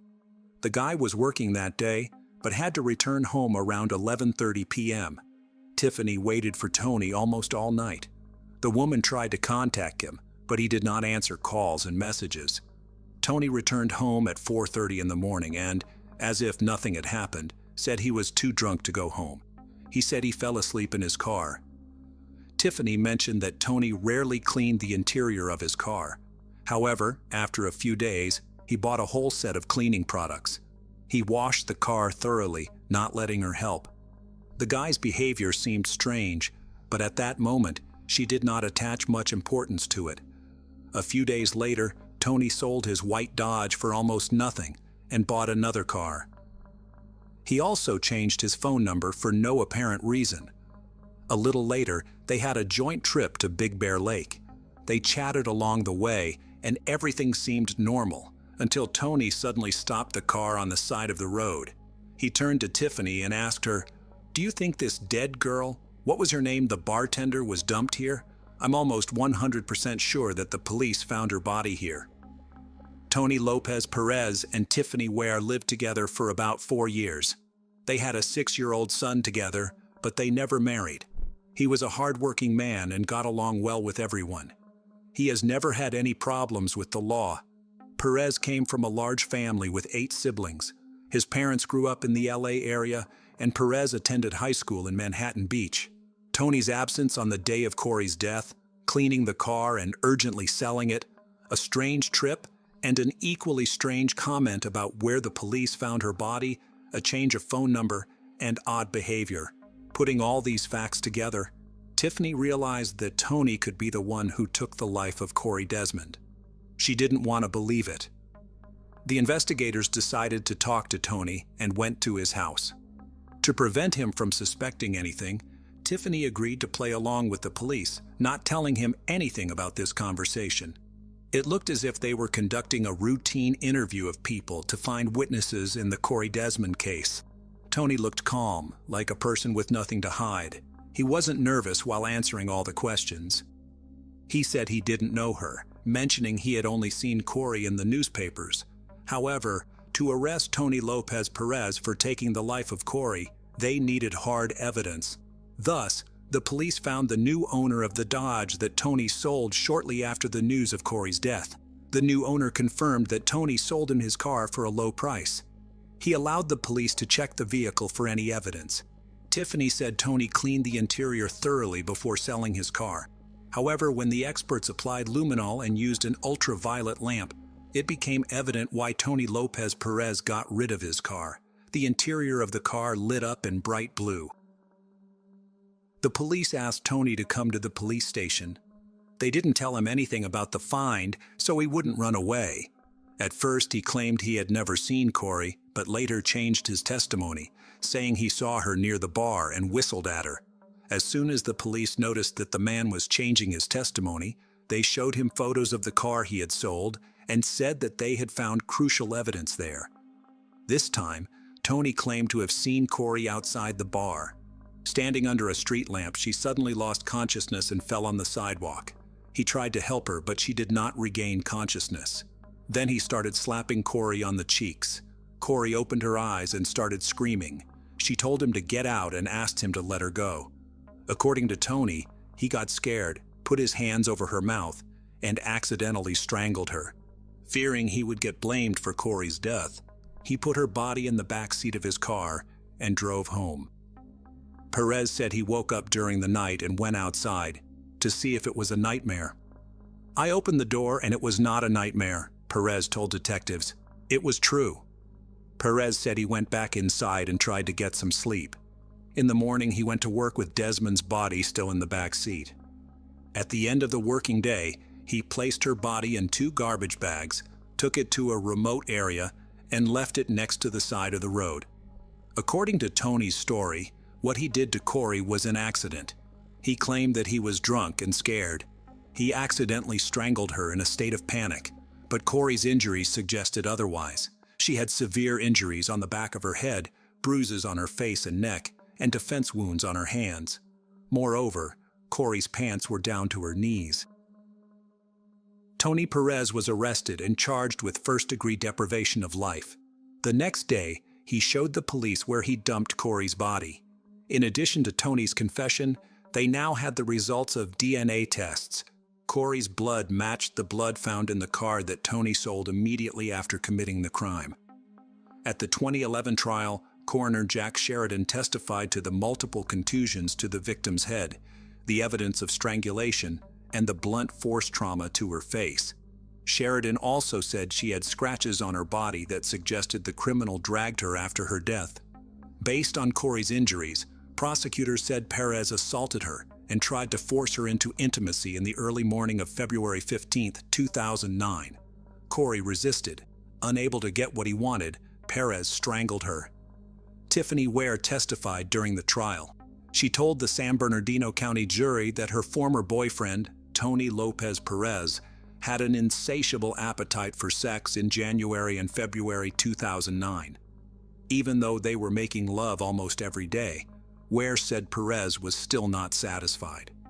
Tiffany also told the court that Tony had twice engaged in intimacy with her against her will. It happened after the birth of their son and with an interval of about a month. Both incidents occurred when she was fast asleep on the couch after taking painkillers due to severe back pain. Perez, who chose not to testify at the trial, made his first statements to the court during his sentencing. He said he was taught to love and respect those around him, but that he veered off course at times. I forgot the key lessons I was taught about in life, which make me a man, a father, a loving uncle to many and a responsible person who supports his family that I so love, Perez said. In the end, I fell short. He generally stuck to the story his attorney Andrew Hanel presented at the trial, that he was scared and didn't mean to hurt Desmond. Hanel argued to a jury of 6 men and 6 women that Perez found her passed out on the sidewalk. He said he tried to calm her down and didn't mean to kill her. I should have thought before acting, Perez said. I should have stepped back and cleared my head. Fear took over. I was so scared, so careless. Corey's father, Mark Desmond, said his daughter had a beautiful future ahead of her before her life was cut short at the age of 28. Tony Perez should live the rest of his miserable life knowing he killed his own children's hopes and dreams at the same time he was killing Corey, her father said. He embodies all the characteristics that women in society fear. Just before sentencing, Perez asked God and the court to show him mercy. My very deepest apologies to the Desmond family and to my own family. I have brought such hurt and sorrow to the Desmonds that will forever shape their life. I hope he never gets out in the street again, said Desmond's grandmother Beverly. I hope he suffers as much as she suffered. In July 2011, a jury of 6 men and 6 women found 36-year-old Tony Lopez Perez guilty of first-degree deprivation of life. He was sentenced to life imprisonment with the right to parole after 25 years. Corey Desmond's family expressed gratitude to Tiffany Ware, thanks to whom the police solved this case. If it hadn't been for her, I don't think they would have ever found out it was him, said Leslie Schwab, a family friend who attended every day of the trial, along with about a dozen others in San Bernardino County. On the afternoon of June 8, 2018, while navigating the waters near the Long Island Strait, a group of fishermen aboard a commercial vessel stumbled upon an unsettling sight. Bobbing in the waves was the lifeless form of a man. Drawing closer, they discerned unmistakable signs of distress on the body. Waste no time, they promptly alerted the Coast Guard to their grim discovery. Responding swiftly, law enforcement officials arrived at the scene to retrieve the body, revealing a young man with perplexing bruises and abrasions. Identified later as Spencer McFord, his disappearance alongside his girlfriend, Sophia McKenna, just days prior, had sent ripples of concern through the community. Ascertaining the circumstances surrounding Spencer's tragic end became paramount, prompting authorities to subject his remains to a thorough examination. The subsequent autopsy yielded the distressing conclusion of drowning as the cause of death. Yet, despite meticulous scrutiny, forensic experts uncovered no evidence of foul play. All injuries were deemed consistent with immersion in water. However, the revelation of Spencer's fate merely deepened the mystery surrounding the series of disappearances that befell the region that fateful weekend. 2 other men met similar tragic ends, their bodies discovered submerged in the waters. Initially dismissed as unfortunate accidents, these incidents raised troubling questions. Amidst the uncertainty, one haunting detail lingered: the absence of Sophia McKenna. Vanished without a trace, her fate intertwined with Spencer's, in a narrative fraught with unanswered queries. This enigmatic saga unfurled on the ominous night of May 27, 2018, in the quaint town of Groan, nestled within Connecticut's northeastern expanse. Revered for its storied history and tales of spectral apparitions, the lighthouse bore witness to a tragedy that transcended mortal understanding. Legend spoke of Ernie, the lighthouse's inaugural keeper, whose love lost drove him to a fatal plunge from its heights. It was to this hallowed ground that Spencer and Sophia ventured, their fates entwined with the mysteries that shrouded the ancient structure. Ever since the rumors began circulating about strange happenings at the lighthouse, both locals and tourists alike have recounted peculiar occurrences. Reports range from doors and windows mysteriously opening to bed sheets slipping off beds without any logical explanation. Sailors have recounted tales of radios switching on autonomously and ships inexplicably becoming unmoored from the shore. These stories have propelled the lighthouse into the spotlight, featuring prominently in numerous television programs dedicated to the paranormal. Despite the speculative nature of these claims, the allure of the lighthouse's enigmatic atmosphere continues to draw people in. Spencer and Sophia were no exception. They had harbored a long-standing desire to explore the mysteries of this iconic landmark. Setting out on the eve of Memorial Day, they embarked on an adventure that would soon take a troubling turn. On Saturday, the 27th, Sophia's friend Austin attempted to reach her, only to be met with silence. Initially unconcerned, he assumed she was simply sleeping in. However, as hours passed without any response, worry crept in. Contacting Sophia's mother, Michelle, Austin discovered a string of missed calls from an unfamiliar number on Michelle's phone. Upon attempting to return the calls, they reached Spencer's voicemail instead, sparking further concern. With anxiety mounting, Michelle and Austin sprang into action, scouring the area for any sign of their missing loved ones. Austin called local hospitals, while Michelle wasted no time in filing a missing persons report with the authorities. Meanwhile, Spencer's family shared in their apprehension, noting his absence from a family gathering and his failure to respond to their attempts at communication. Their search led them to Spencer's apartment, but it yielded no clues. Spencer's mother recalled their conversation at 10 p.m., hinting at his intentions to meet Sophia, despite previous plans. As the pieces of the puzzle slowly fell into place, the mystery surrounding their disappearance deepened, leaving both families grasping for answers in the darkness. When Spencer bid her goodnight, realizing something had happened, prompting his family to alert the authorities around 6:30 p.m. regarding his and his girlfriend's sudden disappearance. Swiftly, the police initiated their search for the missing duo. Austin reached out to the sheriff, disclosing crucial information about Sophia and Spencer's whereabouts the prior night, admitting his consent for Sophia's visit there. He elaborated on discovering a Snapchat video posted by Sophia, capturing moments aboard a boat en route to the lighthouse. The footage depicted a jovial scene, with Spencer rowing towards the destination. Subsequently, Sophia uploaded the video playfully posing by the lighthouse's concrete barrier, embellished with a "Do Not Cross" sign. The events following this snapshot remained shrouded in mystery. Mere minutes after the upload, at 2:05 a.m., Spencer's phone initiated a series of calls to Michelle, Sophia's mother, persisting at intervals of 2:06, 2:08, and culminating at 2:09. Michelle, deep in slumber, missed all calls, with no voicemails or texts left, and no record of contact with emergency services. The visual evidence confirmed the couple's presence at the lighthouse, prompting the dispatch of 20 Coast Guard units. A coordinated effort ensued, with the Coast Guard, firefighters, and police scouring the area by air, sea, and land. The first significant discovery was Sophia's abandoned car on the university campus, accompanied by her cell phone. Simultaneously, the Coast Guard recovered Spencer's t-shirt, as seen in the video, hinting at its use for securing the boat. The search persisted relentlessly through the night and into the following day. As the storm rolled in, state authorities made the difficult decision to halt the search for the missing young couple, Spencer and Sophia, until new leads or signs surfaced. This announcement sent shockwaves through their families and friends, who refused to give up hope. They took matters into their own hands, plastering the city with posters and spreading the word about Spencer and Sophia's disappearance.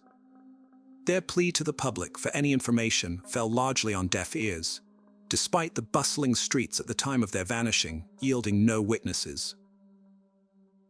In the midst of the family's relentless search efforts, questions swirled unanswered. Why did Sophia repeatedly call her mother? And why the hesitation to leave a voicemail or contact the authorities? Speculation ran rampant. Could their disappearance be tied to their recent brush with the law, having stolen a boat and ventured to the forbidden lighthouse? Sophia's prior legal entanglements and Spencer's DUI arrest might have fueled her reluctance to involve the police again. Perhaps she sought solace in reaching out to her mother instead. But the complexities of Sophia's state of mind at the time remain a mystery. clouded by panic and uncertainty. Meanwhile, detectives worked tirelessly to piece together the events of May 26, 2018. The day began like any other, bathed in sunshine and the promise of a festive weekend ahead. Memorial Day celebrations loomed, yet for Sophia and Spencer, the day took a sinister turn. Spencer's work shift ended at 7 p.m., after which their plans dissolved into a haze of uncertainty. Where did they go? Who did they meet? The details are scarce, save for Sophia's car found parked at the University of Connecticut campus around 2 a.m. For reasons unknown, Sophia left her cell phone in the car, whether due to forgetfulness or a drained battery. The couple embarked on their ill-fated journey aboard a small sailboat, its weight a mere 14 pounds, equipped only with oars. With Spencer's confidence in his aquatic abilities bolstering their resolve, they pushed off from shore, navigating perilously close to rocky outcrops, en route to the infamous lighthouse. Their reckless disregard for safety, compounded by the absence of proper equipment, underscored the perilous nature of their venture. Monday evening brought a breakthrough in the search efforts when a police helicopter, scouring the coastline, spotted a white and blue sailboat wedged among the rocks, coated in a film of dust, some 12 kilometers west of the lighthouse. While authorities suspected this vessel to be the missing sailboat from the campus, potentially used by Spencer and Sophia, conclusive evidence remained elusive. Fingerprints discovered on the boat offered tantalizing leads, yet their analysis and subsequent findings remained undisclosed to the public, shrouding the investigation in further ambiguity. Moreover, conflicting reports initially labeled the vessel as a kayak, only to later clarify it as a white sailboat adorned with red markings. In their quest for answers, investigators delved into the backgrounds of Sophia McKenna and Spencer Mugford. Born on March 7, 1996, in North Stonington, Connecticut, Sophia, then 21, resided in Groton, Connecticut, USA. Raised alongside her siblings, Justin and Grace, Sophia cherished her familial bonds, exhibiting a nurturing demeanor toward her younger kin. Despite her tumultuous upbringing, marked by her parents' divorce during her formative years, Sophia remained resilient, her vibrant spirit undimmed by adversity. Yet beneath her outward vivacity lay the lingering shadows of past trauma, shaping her life in profound ways. Throughout her high school years, Sophia grappled with a bipolar disorder diagnosis, leading to periods of depression interspersed with manic episodes. These mood swings, marked by intense shifts between euphoria and melancholy, often clouded her judgment and impacted her behavior. Though she diligently sought treatment, including medication and therapy, managing the symptoms proved challenging. Despite her efforts, there was no definitive cure for bipolar disorder, posing ongoing hurdles for Sophia and her family. The illness significantly disrupted her daily life, manifesting in unpredictable behavior and tumultuous relationships with those around her. In 2015, Sophia crossed paths with Austin, a vibrant individual whose charm captivated her instantly. Their ensuing 3-year relationship, however, proved tumultuous for Sophia and her mother, Michelle. Austin's volatile nature, fueled by his use of anabolic steroids, frequently led to heated arguments and even physical altercations, often initiated by Sophia due to her mental health struggles. Despite discovering Austin's infidelity and ending the relationship, Sophia continued to engage with him sporadically. Despite the challenges she faced, Sophia endeavored to forge ahead. Briefly delving into modeling for a local company provided a financial boost for her education. Eventually, she graduated as a massage therapist and secured a position at the Red Door, an upscale spa within a luxurious hotel. It was there that she met Spencer Mugford, her 20-year-old colleague. Spencer, hailing from Florida, shared Sophia's passion for the sea and boasted a promising future. Despite their mutual interests and undeniable connection, their relationship faced opposition from their respective families due to the frequent turmoil surrounding them. Michelle, Sophia's mother, expressed deep concern for Sophia's well-being due to her frequent meetings with Austin and their regular alcohol consumption, which had become almost daily. Despite Sophia and Spencer deciding to remain friends after their relationship ended, The exact reason remains unclear, though Sophia may have rekindled things with Austin. Despite this, Sophia and Spencer continued spending a lot of time together, both at work and outside, including their last day together. After fishermen discovered Spencer's body following days of searching, his family published an obituary in local media. Sophia's family did the same, but continued searching, holding on to hope. They tried to recall the events leading to the disappearance, but no new information emerged. Uncertainty surrounded any additional calls from Spencer's phone beyond those to Michelle's number, as his phone was never recovered, and the police didn't release cell operator records. Cameras at the lighthouse and campus were reportedly out of order, providing no video recordings of the events. It was also revealed that the lighthouse wasn't checked despite the couple's disappearance. In July 2018, Sophia McKenna's close relatives established a Facebook page titled "Searching for Sophia McKenna" to maintain public awareness of the case. The page facilitated the sharing of information, brochures, and pleas for any relevant details from the public. A peculiar incident occurred weeks after the disappearance, when Michelle received a money request from Sophia's social media account. Given that the police had Sophia's phone, this message raised suspicions of potential hacking. The inquiry into Spencer's demise and Sophia's vanishing reached a standstill. Official findings from the authorities remained inconclusive. Unofficially, various theories regarding the event circulated. Among them, one implicated Austin, Sophia's former beau, suggesting his potential involvement in the disappearance of the young pair. Speculation arose that Austin might have assaulted Sophia, with assistance from his companions in disposing of Spencer. Their turbulent relationship, marked by frequent arguments and physical altercations, became a topic of public discourse. Michelle, Sophia's mother, bore witness to several of their conflicts. A month preceding the disappearance, significant turmoil erupted when Sophia uncovered Austin's infidelity on May 8, 2018, prompting the termination of their relationship. In what could have been an act of retribution or a fresh start, Sophia embarked on a relationship with another individual, bringing him to her residence. Austin, incensed, hurried to her abode, where neighbors observed him vehemently banging and kicking the door, hurling invectives at Sophia. After approximately 15 minutes of silence, assuming Austin had departed, Sophia opened the door, only to find him still there, attempting to force his way in. Fortunately, Sophia managed to swiftly shut the door. Neighbors overheard his threats to harm her if she didn't comply. By then, law enforcement and Michelle had arrived, and Austin was apprehended. The following day, May 9th, a restraining order was put into effect. In her testimony, Sophia recounted prior assaults by Austin and presented photographic evidence of her injuries. She expressed apprehension for her safety due to his stalking. The restraining order prohibited Austin from being in close proximity to Sophia. However, Sophia later experienced remorse, leading to a revision of the restrictions. Now, Austin was only forbidden from entering her residence. The individual accompanying Sophia at the time declined to divulge his identity and initially refused to cooperate with the authorities. Michelle initially asserted it was Spencer with Sophia, but later recanted her statement. Nonetheless, a trusted colleague of Sophia revealed the true identity of her companion. Colleagues of Sophia and Spencer confirmed their romantic involvement, behaving as a couple both at work and in social settings. Witnesses also recounted an incident at a hotel where Austin, Sophia's ex, made a public threat against her.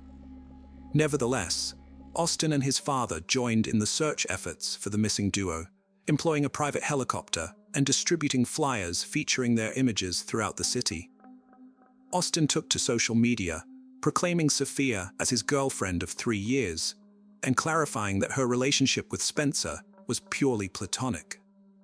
This focus on their relationship, rather than her disappearance, struck many as peculiar. On July 10th, a memorial in Sophia's honor was arranged by her loved ones.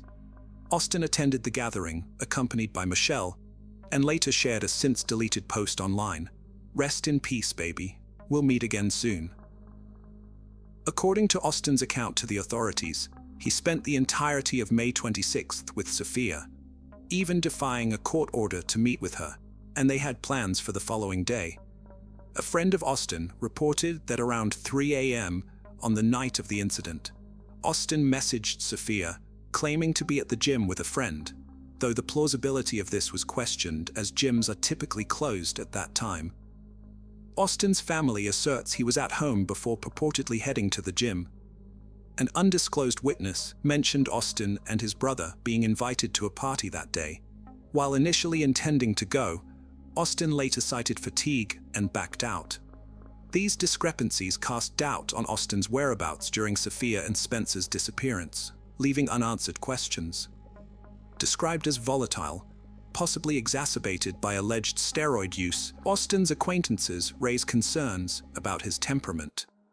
There were speculations of Austin, his brother, and a friend having connections with the local police force. Additionally, rumors circulated about a family member of Austin being married to the police chief overseeing Sophia's case, with allegations of police misconduct against him. However, the credibility of these assertions, provided by a friend of Austin with a criminal history, remains dubious. Following the dissemination of a video on Sophia by a YouTube channel focused on Long Island disappearances, Austin swiftly purged all images of them together from his social media accounts. This action spurred bewilderment, particularly given Sophia's unresolved status. One conjecture posits that Austin sought to sidestep entanglements by showcasing a new romantic interest, although the wholesale eradication of Sophia-related content seemed peculiar. Moreover, Austin's dwindling involvement in the search, mere days after Sophia's vanishing, raised eyebrows. During interactions with investigators, he exuded a demeanor of tranquility, displaying no overt distress over the absence of a close acquaintance. However, such behavior alone does not warrant accusations against Austin, as individuals vary in their responses to stress. One line of thought proposes that Sophia met with foul play to prevent her testimony in a domestic violence case involving Austin.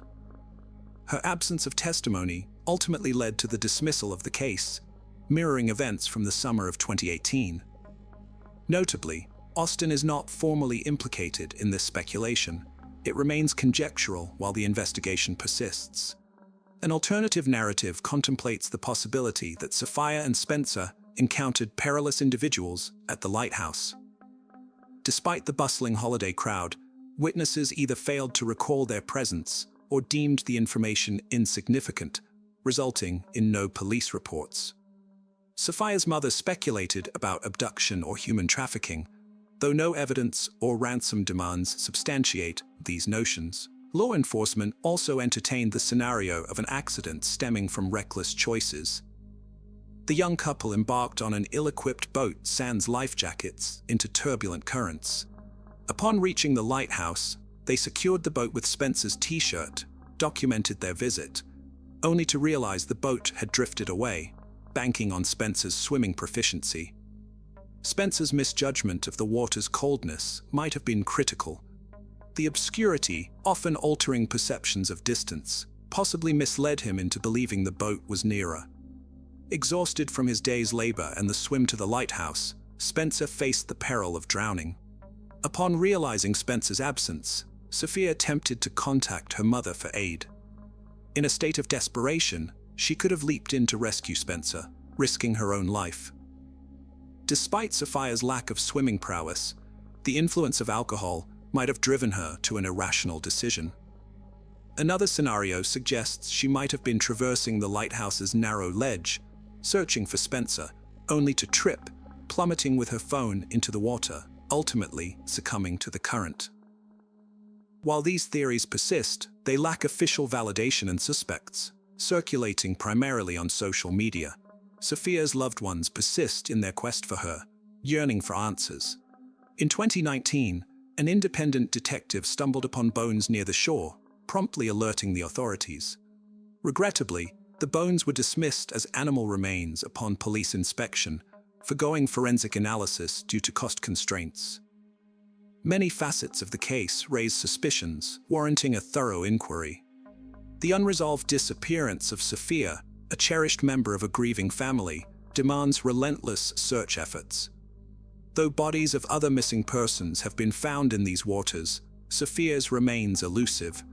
No fresh leads have emerged, leaving the enigma of that fateful night at the lighthouse unresolved. Before Paul met Joanne, he had been in serious relationships with women more than once. For example, in 1993, during his university years, he was with Carrie Thompson.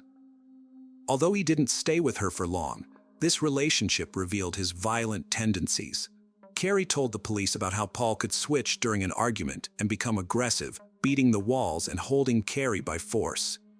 This was just the beginning. In 1999, Jenny Mary Clark appeared in his life.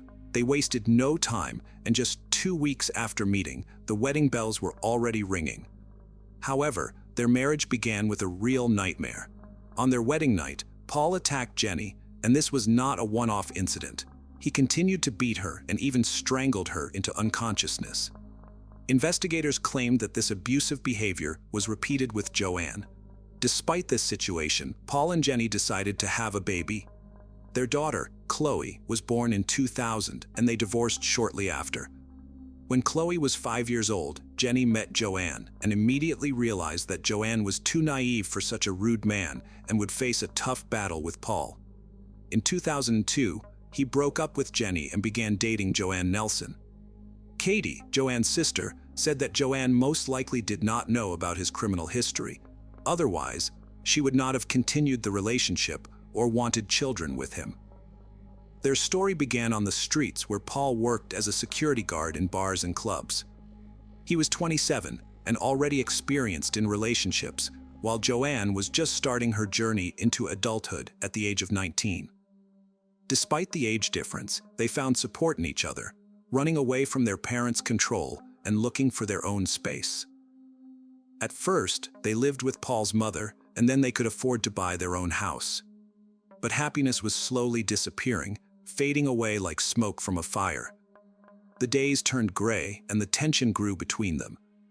For Joanne, everything had become too mundane and boring. Their differences began to affect the relationship. She loved order, while he did not give it much thought. On February 14, 2005, Joanne did not come to work. This was unusual and caused immediate concern.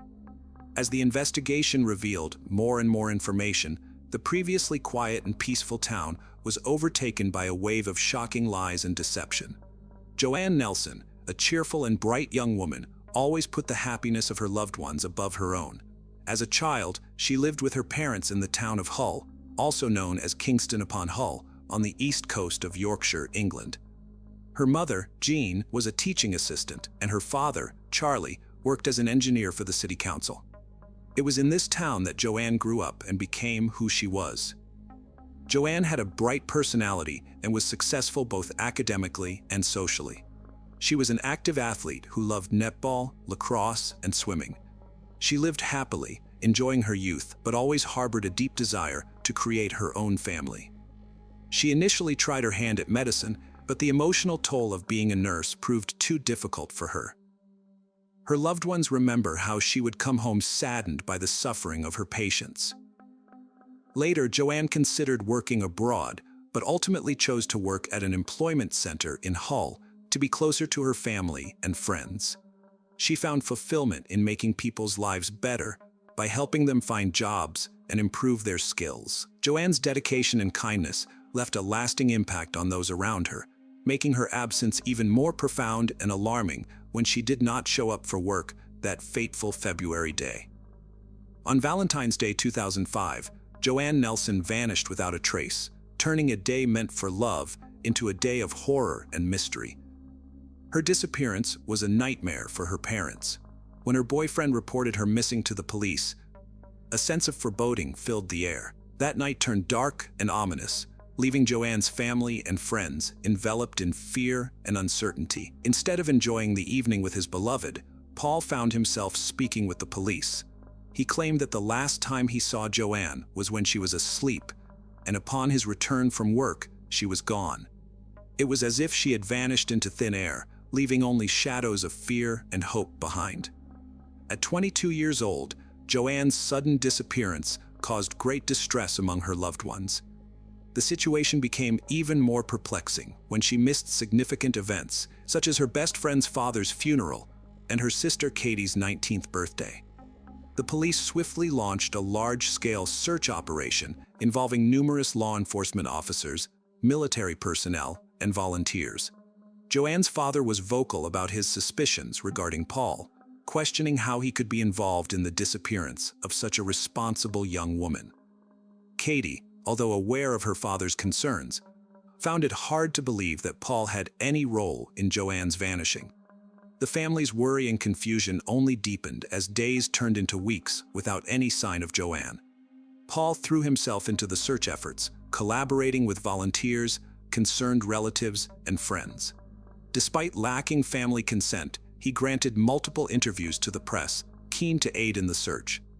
When questioned by a reporter over the phone, Paul vehemently denied any wrongdoing in Joanne's disappearance. He adamantly professed his love for her, asserting that he could never harm her. However, discrepancies emerged between his spoken words and his facial expressions.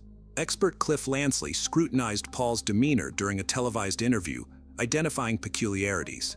Notably, Paul failed to close his eyes while discussing Joanne, an anomaly for someone grappling with grief. Moreover, he displayed no signs of tears, raising suspicions. Further scrutiny came from Ray Higgins, the head of the investigation team at Humberside Police. Higgins reported observing nail marks on the back of Paul's hand, leading authorities to consider his potential involvement in Joanne's disappearance or death.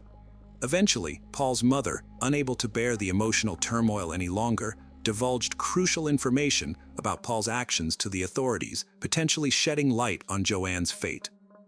Upon learning of the accusations, Paul didn't attempt to refute his culpability. Just 6 days after Joanne's disappearance, he found himself in police custody. During a grueling interrogation, the truth emerged. On that fateful Valentine's Day in 2005, Paul committed the unthinkable act of ending Joanne's life in their own home. Paul recounted a tumultuous argument that escalated to irreparable heights. Joanne's constant criticism, particularly regarding household chores, served as the catalyst. According to Paul, Joanne's request for help with the washing machine triggered his anger and shame at his perceived inadequacy. Matters worsened when Joanne declared her intention to leave him and demanded the sale of their home for €110,000, further fueling Paul's rage. In a fit of fury, Paul confessed to the police, admitting to strangling Joanne with his bare hands. Subsequently, he displayed chilling composure as he meticulously orchestrated the aftermath, intending to conceal his heinous deed. He craftily devised a plan, seeking to fabricate Joanne's sudden disappearance. With calculated precision, Paul proceeded to carry out his scheme. He engaged in casual interactions with neighbors and discussed banal topics like acquiring a pet, all while concealing the darkness within him. Surveillance footage captured his unnervingly composed demeanor as he purchased supplies, a testament to his disturbingly calm facade. Armed with garbage bags, rubber gloves, and disinfectant spray, Paul executed his plan methodically. He bound Joanne's limbs, encased her in bags, and sealed them with duct tape. Then, without hesitation, he transported her lifeless body to her vehicle, his audacity matched only by the magnitude of his crime. The audacious act unfolded in broad daylight, revealing Paul's cunning and deceitful nature. With chilling composure, he concealed his heinous deed from unsuspecting onlookers, demonstrating his ability to manipulate those around him effortlessly. After concealing Joanne's lifeless body in her own vehicle, Paul embarked on a calculated journey. Driving approximately 75 miles to the remote Bradbury woodland near Winteringham in North Yorkshire, Paul carefully orchestrated each step. With meticulous precision, he carried Joanne's body through the dense forest, seeking a secluded burial site among the towering pines. Utilizing twigs to obscure the makeshift grave, Paul buried what he perceived as the love of his life. Returning to the victim's car, Paul resumed his facade of normalcy, showing no remorse or acknowledgement of his monstrous actions. He even fabricated a fake phone conversation with Joanne to divert suspicion, further highlighting his cold-blooded demeanor. Despite his attempts to deceive, Paul's consistent actions betrayed an alarming level of planning and premeditation. In the subsequent investigation, Paul's memory conveniently faltered regarding the exact location of Joanne's burial site. Detectives, led by the tenacious Ray Higgins, embarked on a painstaking 6-week search across 3 counties. Finally, on March 24th, after 39 days of agonizing uncertainty, the grim truth came to light. In a solemn operation led by Detective Phil Gadd, Joanne's remains were discovered in Bransby, near York. Trembling with nerves, the search party followed Paul's descriptions until they stumbled upon the telltale signs, a garbage bag concealed beneath branches. Within it lay the heartbreaking evidence: Joanne's body, wrapped in plastic, a tragic confirmation of the family's worst fears. March 24th marked the end of a harrowing ordeal for Joanne's family, bringing closure to their anguished search while cementing the grim reality they had dreaded all along. Paul's facade of strength hid a dark history of sexual violence against women, a chilling truth kept hidden from Joanne's family and the public until the trial. During his time working as a security guard at the club, he ominously referred to himself as a psychopath, sending shivers down the spines of those who knew him. Witnesses familiar with Paul from the gym recounted instances where he instigated fights in clubs and bars, painting a disturbing picture of his character. As the trial unfolded, more unsettling details emerged. It was revealed that Paul had been experimenting with steroids in a misguided attempt to sculpt his physique into that of a bodybuilder. His friends disclosed that he had battled alcoholism in the past, and his violent outbursts were likely exacerbated by his steroid use. Paul's educational background provided little insight into the darkness lurking beneath his seemingly ordinary facade. He attended Sydney Smith School before enrolling at Howe College, where he successfully completed a program in constructional engineering. Despite his academic achievements, Paul's journey took a sinister turn when he pursued a degree in horticulture at Bishop Burton College, completing it at the tender age of 17. These revelations painted a chilling portrait of a man whose outward appearance belied the deep-seated demons lurking within. Paul's transformation from a seemingly ordinary student to a perpetrator of unspeakable violence left Joanne's family and the community reeling, grappling with the horrifying reality of the darkness that dwelled within him. Paul's journey through life took him from Saudi Arabia to Somerton Road, where he worked diligently in various industries alongside his father, Peter Dyson. Together, they navigated the maintenance industry, honed their gardening skills, and delved into the intricacies of machining. Paul's employment history painted a picture of a young man eager to carve out his path in the world of work. However, behind the veneer of normalcy lurked a disturbing truth. At the tender age of 15, Paul's life took a dark turn when he crossed paths with Colin Allen, a martial arts expert with whom he formed an unlikely bond. It was to Colin that Paul confessed to a heinous crime, a confession that ultimately led to his arrest. Paul's acquaintances shed light on his complex character. While some saw him as charming and attractive to women, others witnessed a more troubling side to his personality. He often leveraged his position as a security guard to forge connections with women from higher social echelons, revealing a distorted perception of himself and his interactions. Colleagues and relatives offered contrasting portraits of Paul, depicting him as both outspoken and boastful about his athletic prowess, yet also capable of making disturbing statements. Shockingly, Paul's family recounted instances where he proudly boasted about his father's involvement in the deaths of 2 individuals. This seemingly incredulous claim, however, proved to be rooted in reality. Paul's father, Peter Dyson, had indeed served time in prison for the manslaughter of 22-year-old John Dickinson, a man with whom his wife had been unfaithful. The tragic events of 1967 cast a shadow over Paul's upbringing, exposing him to the grim realities of life and death at a young age. Through Paul's tumultuous journey, a complex and unsettling portrait emerged, revealing the interplay between family history, personal choices, and the darkest depths of human nature.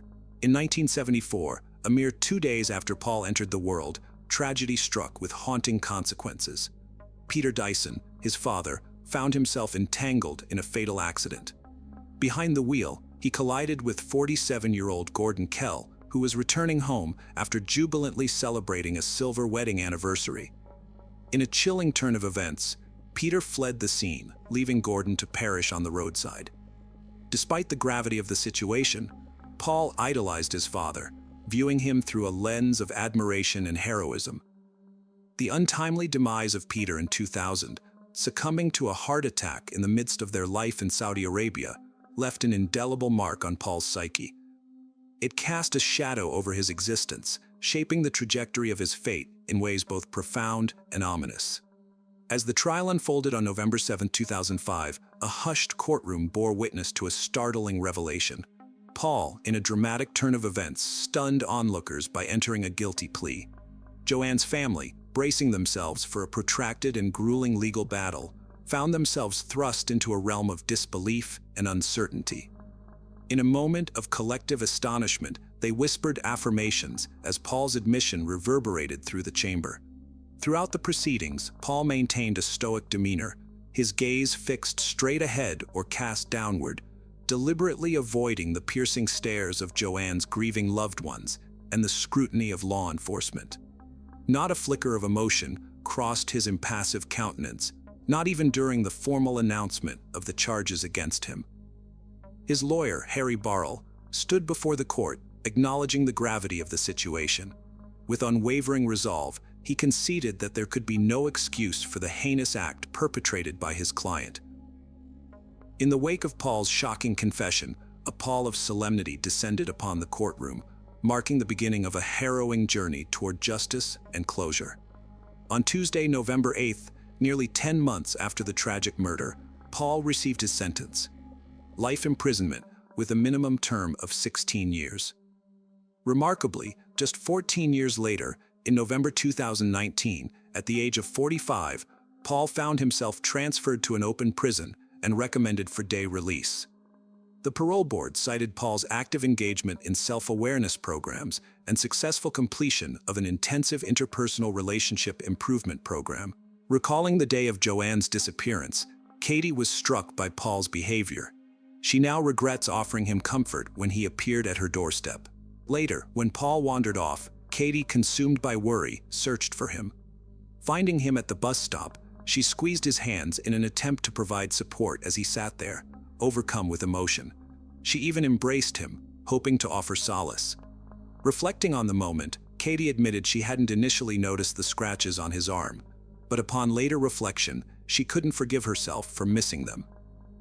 The easing of Paul's detention conditions and the prospect of day release stirred deep emotional turmoil within Joanne's family. Katie, speaking to the media, expressed their sense of loss and confusion in the face of this news. Paul's impending release dredged up painful memories of Joanne's untimely death, leaving the family grappling with a sense of injustice. Despite their belief that Paul didn't deserve such leniency for his heinous actions, on October 1, 1993, 12-year-old Polly Klaas Petaluma invited two friends for a sleepover. The evening proceeded smoothly until Polly's mother, Eva, was abruptly awoken by intense screaming. She soon discovered that her daughter had been kidnapped by an unknown assailant. Lai Hannah Klaas was born on January 3, 1981, in Fairfax, California. Her family comprised her father, Mark, her mother, Eva, and her younger sister, Annie. When she was very young, her parents separated. Following the separation, Polly and her sister went to live with their mother in Petaluma. Mark subsequently entered a new relationship, and Polly developed a positive relationship with his partner. This arrangement created a harmonious family dynamic, where Polly spent time with both parents without any issues. Polly is often described as a quiet and innocent child. Although she had friends, she was generally shy. However, she found confidence in theater. Polly participated actively in school plays and various musicals organized by her community. Frequently cast in lead roles, her primary aspiration was to become a successful actress in musical theater. Furthermore, Polly had a fondness for sleepovers.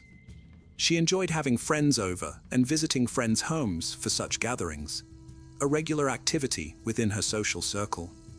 On October 1st of that year, when she asked Eva if two friends, Jillian and Kate, could come over for a sleepover, her mother readily agreed. That afternoon, the friends arrived at Polly's house and spent the evening there quite contentedly initially. At around 9:45 p.m., Eva decided to go to bed due to a severe headache. Informing the girls of this decision and asking them not to hesitate waking her if necessary, she took 2 sleeping pills and fell into deep sleep shortly thereafter. It was past 11 p.m. when Eva was startled awake by the screams of her daughter's friends. Both girls informed her that a man had broken into the house and taken Polly. Eva immediately contacted the police and checked on her other, Annie, who appeared unaware of the commotion. When authorities arrived, they began questioning Polly's friends. The girls described that they had been in a room, engaged in activities like picking Halloween costumes and indulging in general playful behavior. At approximately 11 p.m., Polly suggested it was bedtime, and her friends agreed. She mentioned fetching an inflatable bed she prepared with her mom so they could all sleep together. Upon opening the bedroom door, they were confronted by a man brandishing a knife. The man did not conceal his face with a mask. Initially, due to the proximity to Halloween, the girls mistook this for a prank and laughed. Realizing it wasn't a joke, they became frightened as the man grew angry at their laughter. He forced them into another room and tied their hands and feet. Inquiring who resided in the house, they all identified Polly as the inhabitant. The intruder then removed pillowcases from nearby pillows, placed them over Jillian and Kate's heads, instructing them to count to 1,000. He assured them he was taking Polly for a brief period, but would bring her back soon. After determining that their captor had left, Jillian and Kate attempted to free themselves. This effort lasted around 30 minutes. Once free, they rushed to inform Eva about Polly's abduction. They relayed this entire sequence to the police and provided a detailed description of the suspect, since he didn't hide his face. This enabled officers to create a sketch of the individual for immediate investigation. Evidence at Polly's residence was sparse. Footprints noted were from Polly, her family, and recent visitors only. However, fibers found on the carpet differed significantly from those within Polly's home. These fibers were later identified as originating from automotive carpeting material. Police examined vehicles associated with individuals known to be at the house recently, yet found no match with these fibers, leading them to conclude that they belonged to the kidnapper's vehicle. A palm print was also discovered, but couldn't be thoroughly analyzed due to technological limitations at that time. This detailed account provided critical insight for law enforcement's pursuit of justice in identifying and apprehending Polly's abductor. Back in 1993, advancements in fingerprinting, DNA analysis, and other forensic techniques were not what they are today. As a result, the found palm print with any database was not feasible at that time. However, the print was preserved for future comparisons with potential suspects. In Polly's room, another piece of evidence, a fabric that seemed to be silk, was discovered. It looked like it had been cut scissors from a garment and had a distinctive pattern. Police believed this could aid them in future investigations. Additionally, a hair belonging to an unknown individual was found. Although DNA analysis techniques existed then, they were not yet developed enough to be effectively utilized. The search for Polly became one of the largest searches conducted in the United States up to that point. Around 4,000 volunteers joined the efforts, combing through neighborhoods near her home, vacant lots, and large estates in the vicinity. Police attempted to identify drivers who resembled a sketch of the suspect, but were unsuccessful. Officers aimed to find Polly within 24 hours of her disappearance, because finding her alive would become increasingly difficult after that period. The FBI was involved to assist with the investigation, launching their efforts to locate her as quickly as possible. Despite their best efforts, days went by, and hope of finding Polly alive started to wane. Police questioned neighbors about any unusual activity on the night Polly was abducted. Several neighbors reported seeing an odd man wandering around the area, but they did not suspect he would kidnap someone from a neighbor's house, and thus did not alert emergency services. When police shared a sketch, based on descriptions from Polly's friends with these neighbors, they all confirmed having seen the man. Officers also spoke with all the teachers and staff at Polly's school. They aimed to find out if anyone knew the man or had any information regarding Polly's disappearance. Alas, no one had any knowledge, and everyone had an alibi for the relevant time period. None of the school staff matched either the sketch or the description provided. The police even compared fibers found in Polly's house with car mats from teachers' and staff members' cars, but none were a match. As days turned into weeks, the desperation of Polly's family, authorities, and the public increased. There was a growing fear that the man who kidnapped Polly posed a significant threat to society. This added more pressure on the police to resolve the case swiftly. A reward of $200,000 was offered for information leading to Polly's whereabouts, sponsored by actress Winona Ryder, who held a press conference urging for Polly's safe return. The Polly Klaas case had another peculiarity. In 1993, internet use wasn't widespread nor utilized by law enforcement for search operations or information dissemination. However, 3 California residents took it upon themselves to leverage this new technology for the search effort. They posted pictures of Polly, sketches of her kidnapper, and reward details online. Their efforts eventually reached an estimated 25 million people in the US via various internet forums and communication channels. While the FBI hoped this would be pivotal in their investigation, it didn't yield significant leads. Despite heightened publicity and numerous tips, investigators lacked solid leads. Weeks elapsed since Polly's kidnapping. Frustration grew among investigators as they were unable to identify the kidnapper or obtain a DNA match from evidence collected. This sense of helplessness persisted until receiving an unexpected phone call, a turning point that held promise but quickly evaporated into uncertainty. Mark Klaas received a call from someone claiming to be his daughter Polly. The girl stated she was at a hotel and that her captor had just stepped out briefly, giving her a chance to reach out. Unfortunately, the call was abruptly cut short before any additional details could be gathered. Mark promptly went to the police to inform them about the situation. At that time, the FBI lacked advanced tools to trace previously made calls. Consequently, they waited for another call, hoping to trace it. A few hours later, a second call came in from the same girl who had first spoken to Mark. After receiving this call, the police traced it and were surprised when it led them not to a hotel, but to a residential neighborhood. When officers arrived at the identified house, they knocked and soon discovered it was a prank. A teenage girl, similar in age to Polly, lived there, hence the voice resemblance. She explained her friends had dared her. Rather than taking her to the police station, they asked her parents to monitor her activities and cautioned her against making jokes about such serious matters. On November 28, 1993, nearly 2 months after Polly's disappearance, a woman called the police reporting 3 suspicious objects on a large piece of land she owned. The police and FBI who arrived on site found critical items related to the investigation. A piece of silk, matching one from Polly's room, ballet ties missing since that night, as mentioned by Eva, and duct tape. This discovery led police to speculate that Polly might be in the vicinity. Further investigation revealed new information. On the day of Polly's disappearance, this same woman had reported strangers frequently trespassing on her extensive wooded property with only a small house and no perimeter fence. The lack of barriers and signage meant many inadvertently wandered onto her land without realizing it was private property. The woman had numerous intruders, but one incident, in particular, stood out. On the night Polly was abducted, a man approached her house in his automobile. His car became stuck in the mud.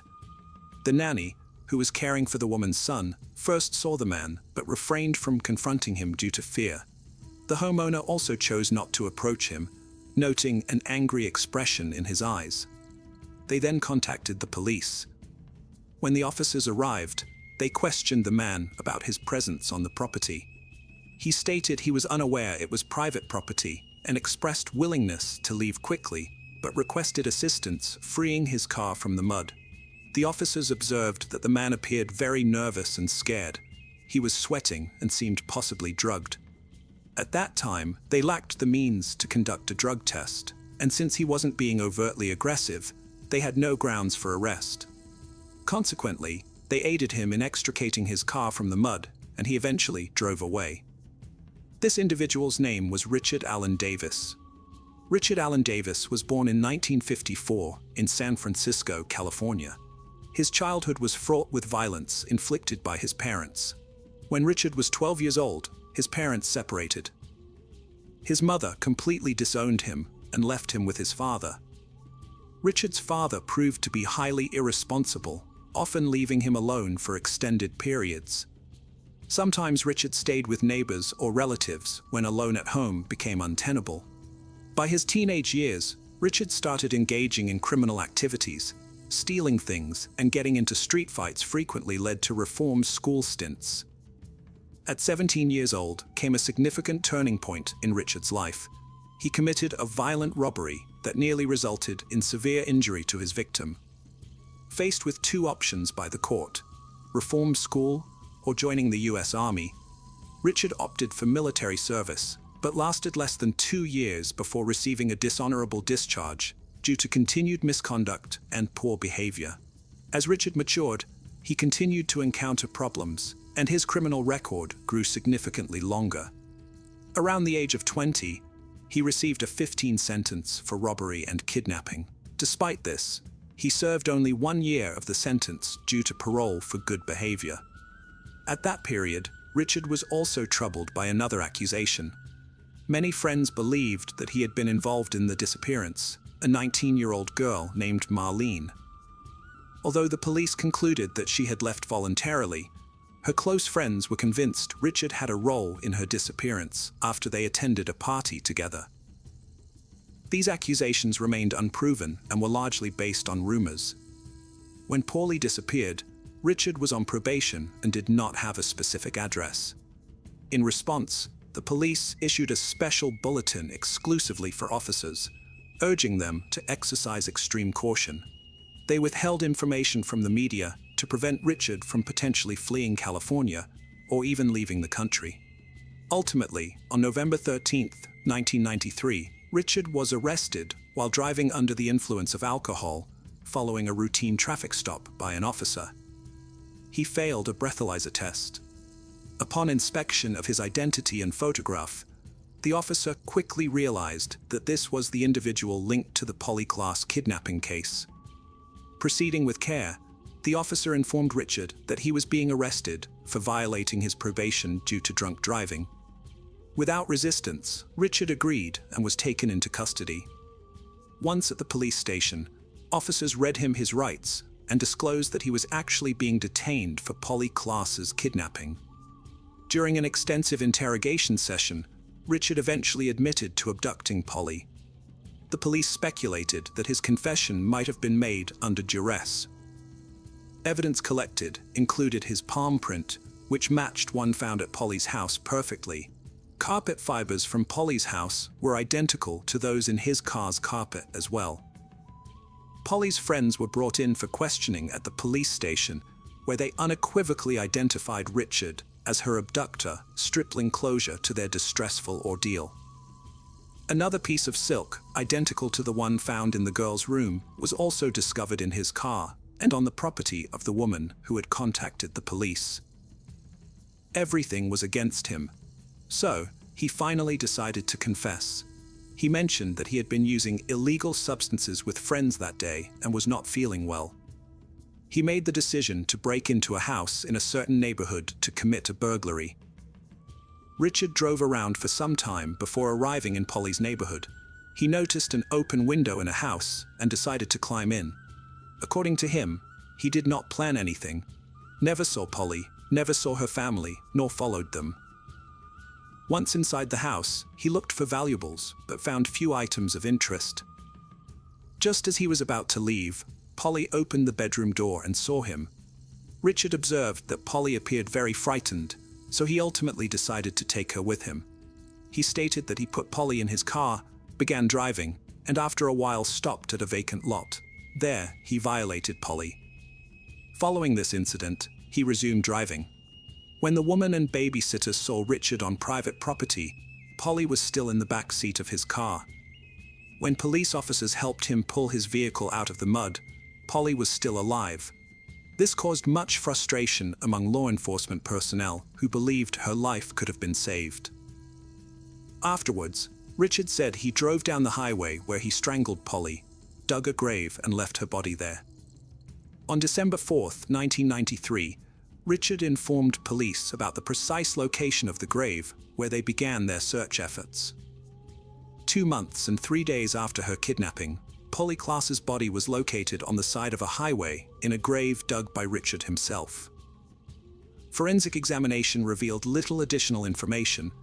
It confirmed that strangulation was indeed the cause of death, as stated by Richard. Further details could not be determined with precision. However, it is understood that her death occurred roughly around the time she disappeared. Given all the evidence, the man was put on trial for kidnapping, murder, and rape of Polly Klaas.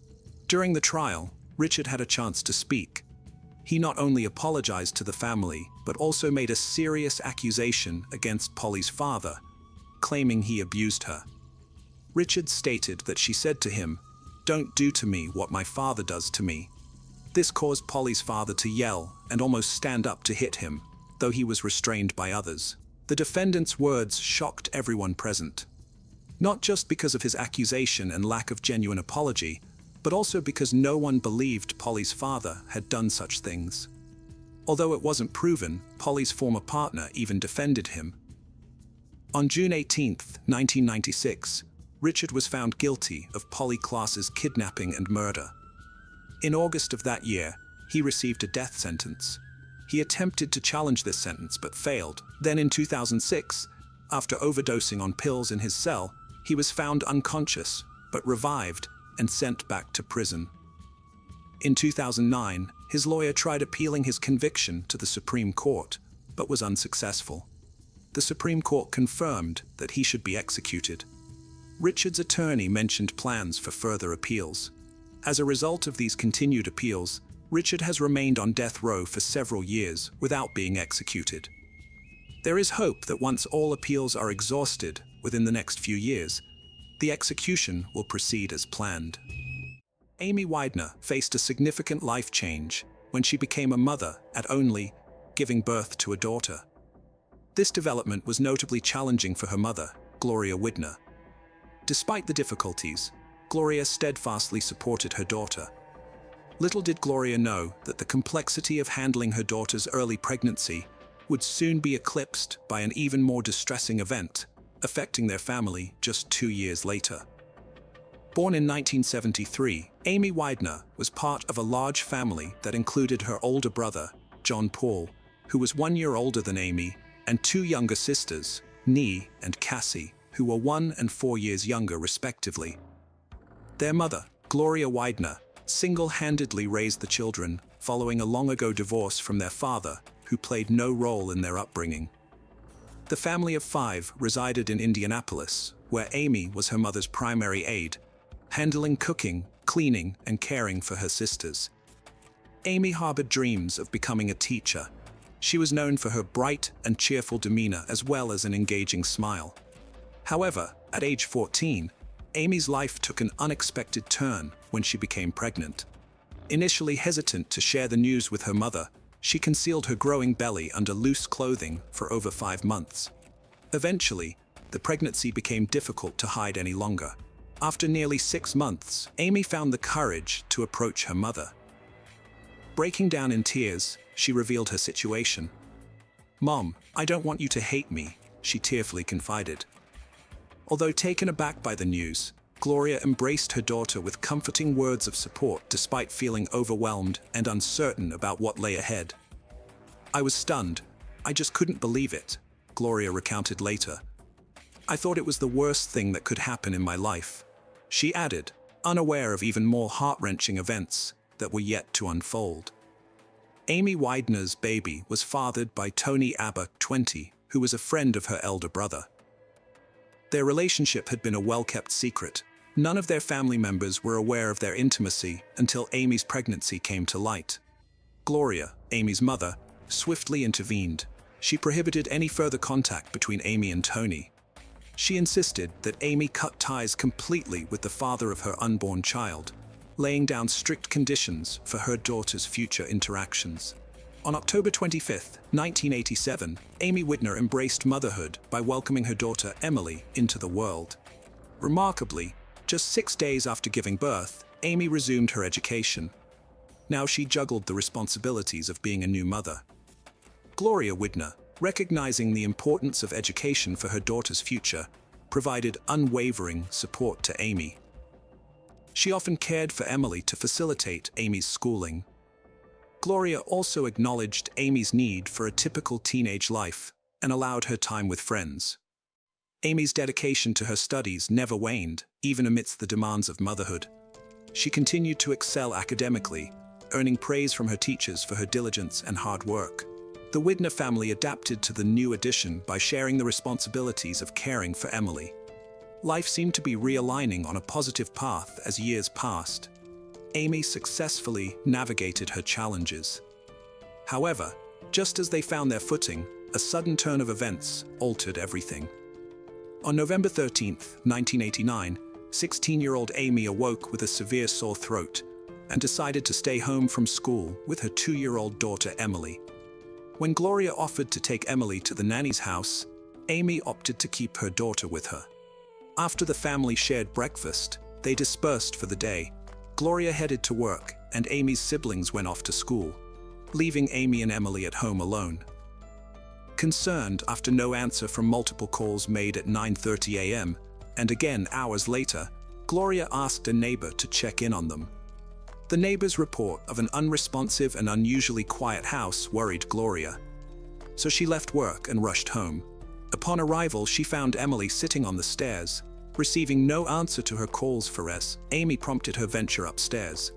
The scene in Amy's bedroom was tragic and shocking, a moment etched forever in memory. Amy lay lifeless and unclad on her bed, surrounded by a significant amount of blood. In a state of emergency, Gloria immediately dialed 911. Upon arrival, the police commenced a meticulous examination of the Whitner residence. The scene initially suggested an attempted burglary, as stereo equipment and a graphic equalizer belonging to Amy's older brother John were missing. Also gone from Amy's room was a simple glass jar piggy bank containing around $50 saved for school. There were no signs of forced entry. The perpetrator might have entered through an unlocked back door, or possibly the front door, opened by Amy herself. Crucial evidence was found in Amy's room. There was bloody palm print on the bed linen and wall, along with several strands of body and head hair, presumably from the assailant. The medical examiner concluded that Amy Whitner sustained a blow to the head with a sharp object. She was sexually assaulted and ultimately strangled. It's deeply unsettling that Emily, Amy's 2-year-old daughter, could have witnessed these harrowing events. Fortuitously, she was found unharmed. Recognizing any information Emily might provide as potentially valuable, police made efforts to communicate with her despite her young age of just over 2 years. They used finger puppets to create a more child-friendly environment and gently probed for details she could recall. During this interaction, Emily, energetically moving around, mentioned only that her mother seemed very angry that day. As part of the evidence collection process, police sectioned off and removed the portion of the wall bearing the assailant's bloody palm print. They also gathered the victim's clothing and bed linens from the crime scene to aid their investigation into this tragic case. In their pursuit for answers regarding Amy Whitner's case, detectives initiated inquiries among her family, friends, and nearby residents. John Paul, Amy's 17-year-old brother, mentioned how the investigators initially suspected him during the interrogation. However, he had a reliable alibi, and no evidence linked him to the incident. Tony Abia, Amy's former boyfriend and Emily's father, was also interrogated. He expressed deep affection for Amy and denied any harmful intentions towards her. Tony had a solid alibi for the day of the crime. The police's attention was also drawn to Troy Jackson, who lived next to the Whitners. He knew about the stereo system stolen on the day of the murder. Despite his denial of involvement and the absence of any bruises or scratches on his hands, Troy provided hair samples that did not match those found at the crime scene. After passing a polygraph test, suspicions against him were dropped. Besides these three, the police interviewed other acquaintances, neighbors, and classmates of Amy. Fingerprints and hair samples were taken from all of them, but none fell under suspicion. Amy Widner's funeral was held shortly afterward, drawing a considerable crowd who wished to pay their respects. Her death was deeply felt within the community. Detectives attended the funeral too, carefully observing the attendees as part of their ongoing investigation. A particularly poignant memory was a cherished photograph of Amy where she wore her favorite white turtleneck vest with a floral design. It was in this beloved attire that Amy, a young girl whose life was tragically cut short, was laid to rest. In the aftermath of their tragic loss, the Widner family clung to hope that Amy's killer would be swiftly apprehended and brought to justice. Yet as days turned into weeks and then months, no suspects were identified. Following Amy's passing, Gloria Widner legally adopted her granddaughter Emily, stepping into the role of motherhood once again. The weight of grief and fear burdened Gloria. She was haunted by thoughts of the perpetrator and worried about her family's safety. She never left her daughters unattended at home and lived in a state of constant anxiety with the assailant still at large. Gloria even considered relocating to a new home for safety reasons. Financial constraints limited their options, leaving them to navigate these challenging times in their current residence. Amy's friends were also deeply affected by the tragedy, consumed by fear that the criminal might target them next. They requested their parents to fortify their homes, even boarding up windows with planks, a precautionary measure against a similar fate. One day, Gloria returned home expecting to find her younger daughters back from school. Upon entering, she was met with an unsettling silence. The house felt unusually empty. She noticed that the girls' outdoor shoes were in their usual spot. A surge of dreadful thoughts raced through her mind, apprehending another calamity with each step towards the upstairs. The distance felt increasingly vast. Standing at the threshold of their bedroom, Gloria steeled herself for what she might find. Upon entering, she discovered, much to her relief, that her daughters had merely fallen asleep. As time went on, Emily, Amy's daughter, matured. She was spared the memories of the tragic events surrounding her biological mother. Emily had no recollection of the police interrogation or being informed of her mother's demise. The detectives periodically revisited the Wagner family, inadvertently causing them to revisit the pain of that dreadful day. Gloria revealed that there came a time when this continual revisiting became too much to bear. She yearned for one thing: for the authorities to allow her family some peace and to cease reawakening memories that could not bring Amy back. 13 years after Amy Wagner's murder in 2002, an unexpected development arose in the case. The Indianapolis Police Department received a call from a 29-year-old man claiming to have had a dream where Amy communicated with him about her demise. Although he provided details about the murder, most of this information had already been disclosed in news reports.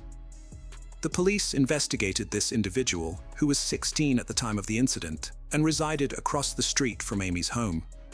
His fingerprints and DNA were examined to determine any potential involvement, but no matches were found, leading to his release. While his call didn't contribute significant evidence, it prompted detectives to re-examine the cold case in 2002. The investigation re-engaged with some of Amy's friends and acquaintances, particularly those who had encountered legal issues over the intervening years. Despite renewed efforts, the investigation once again reached an impasse, leaving the case unsolved. In 2011, a Facebook group titled "Remembering Amy Ware" was established by Amy's friends, reigniting interest in her unsolved case. The detective responsible for the cold case, unfamiliar with Facebook, enlisted the help of his colleague, Detective Bill Carter, to print out information from the group. This task piqued Carter's interest in Amy Ware's case.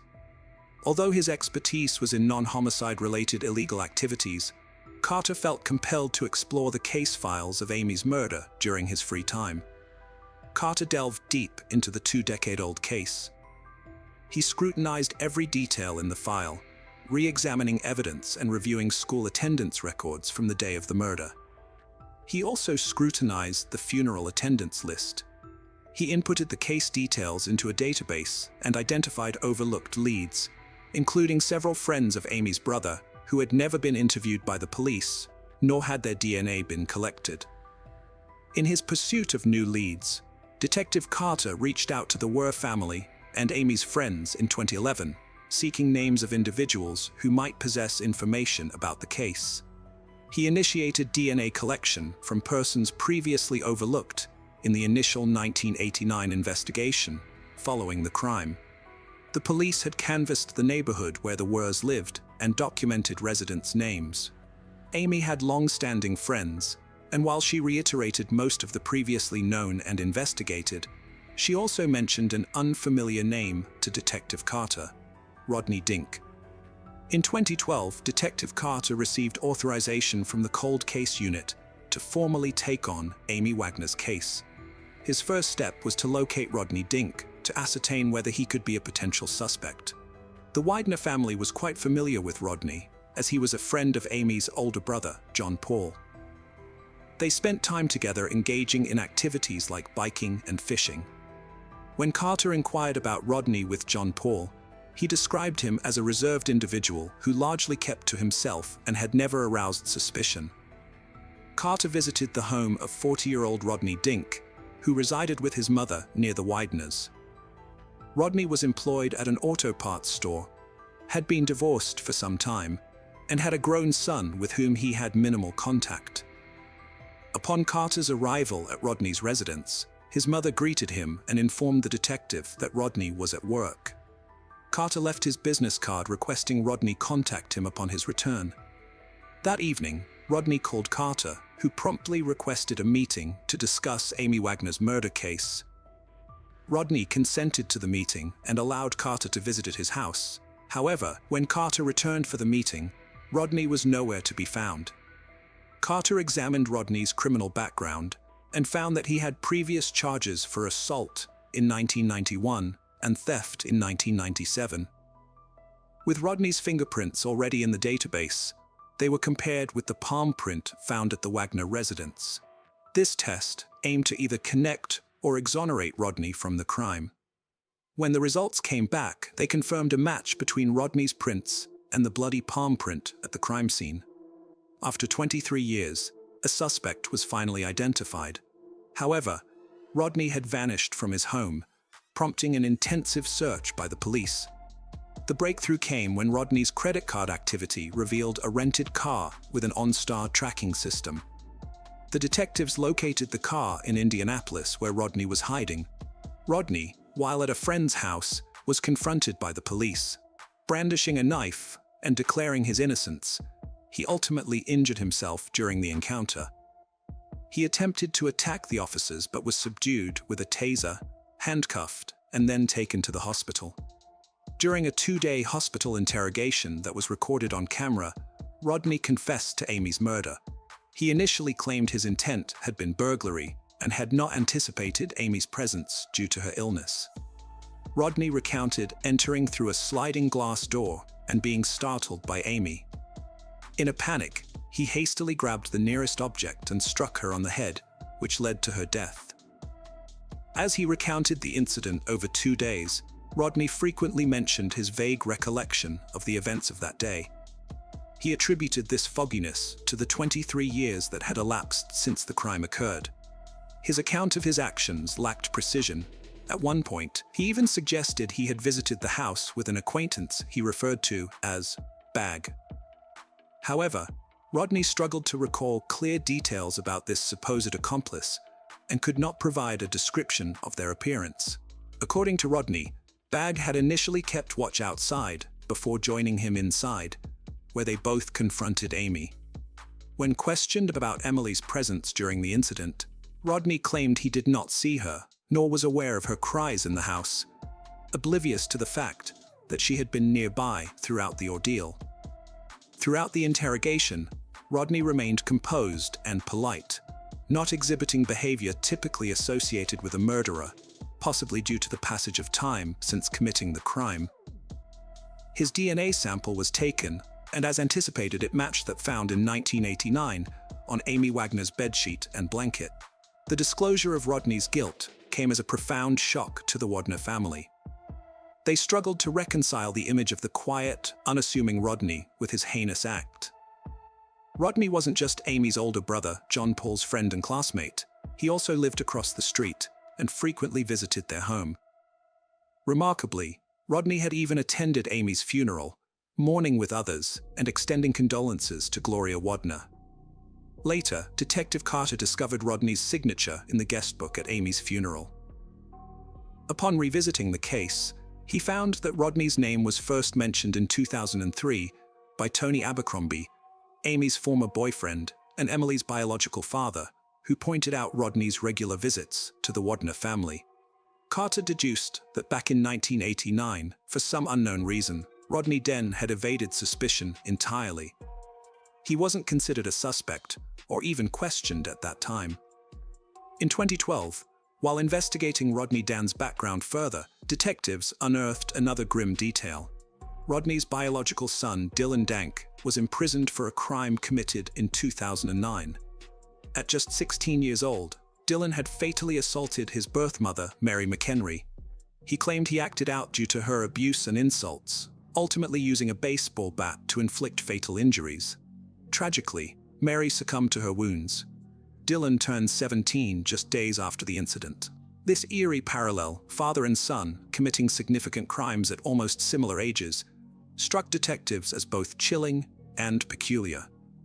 Despite having minimal involvement in Dylan's upbringing due to divorcing Mary McHenry early on, Rodney appeared at Dylan's trial in 2009 and agreed to a plea deal, resulting in a 20-year prison sentence. Dylan's anticipated release will be in 2029 when he turns 37 years old. In the ongoing investigation of Amy Wagner's case, Rodney Dink initially maintained that he had an accomplice during the crime, a young man. In June 2013, merely 10 days before his trial was scheduled to commence, year-old Rodney recanted his previous statement. He admitted to acting alone in the murder of Amy, asserting that no one else was involved. As a result of this confession and the evidence against him, Rodney received a sentence of 65 years in prison. Following the resolution of Amy's case, the Wagner family arranged a gathering with Detective Bill Carter. They commemorated the 24 years without Amy by releasing 24 balloons into the sky. The family expressed their gratitude for Detective Carter's pivotal role in the case. It was Carter who pinpointed Rodney Den as the perpetrator within just 12 days of delving into the case and brought the investigation to a close. In recognition of his outstanding work, Detective Bill Carter was honored with an award by the Indianapolis Police Department in January 2014. Despite an offer to join the Homicide Investigation Department, he chose to remain in his current role. Emily Ware, Amy's daughter, matured into adulthood. She graduated from the same high school her biological mother had attended before pursuing higher education at a university. Seeking broader opportunities, she relocated from Indianapolis to California. Gloria Ware, Amy's mother, openly shared her enduring grief and daily remembrance of her daughter. She continues to reside in the house where the tragedy unfolded. Amy's room, still adorned with her photographs, now welcomes Gloria's grandchildren during their holiday visits. This brings a new sense of joy and life to a space once marked by loss.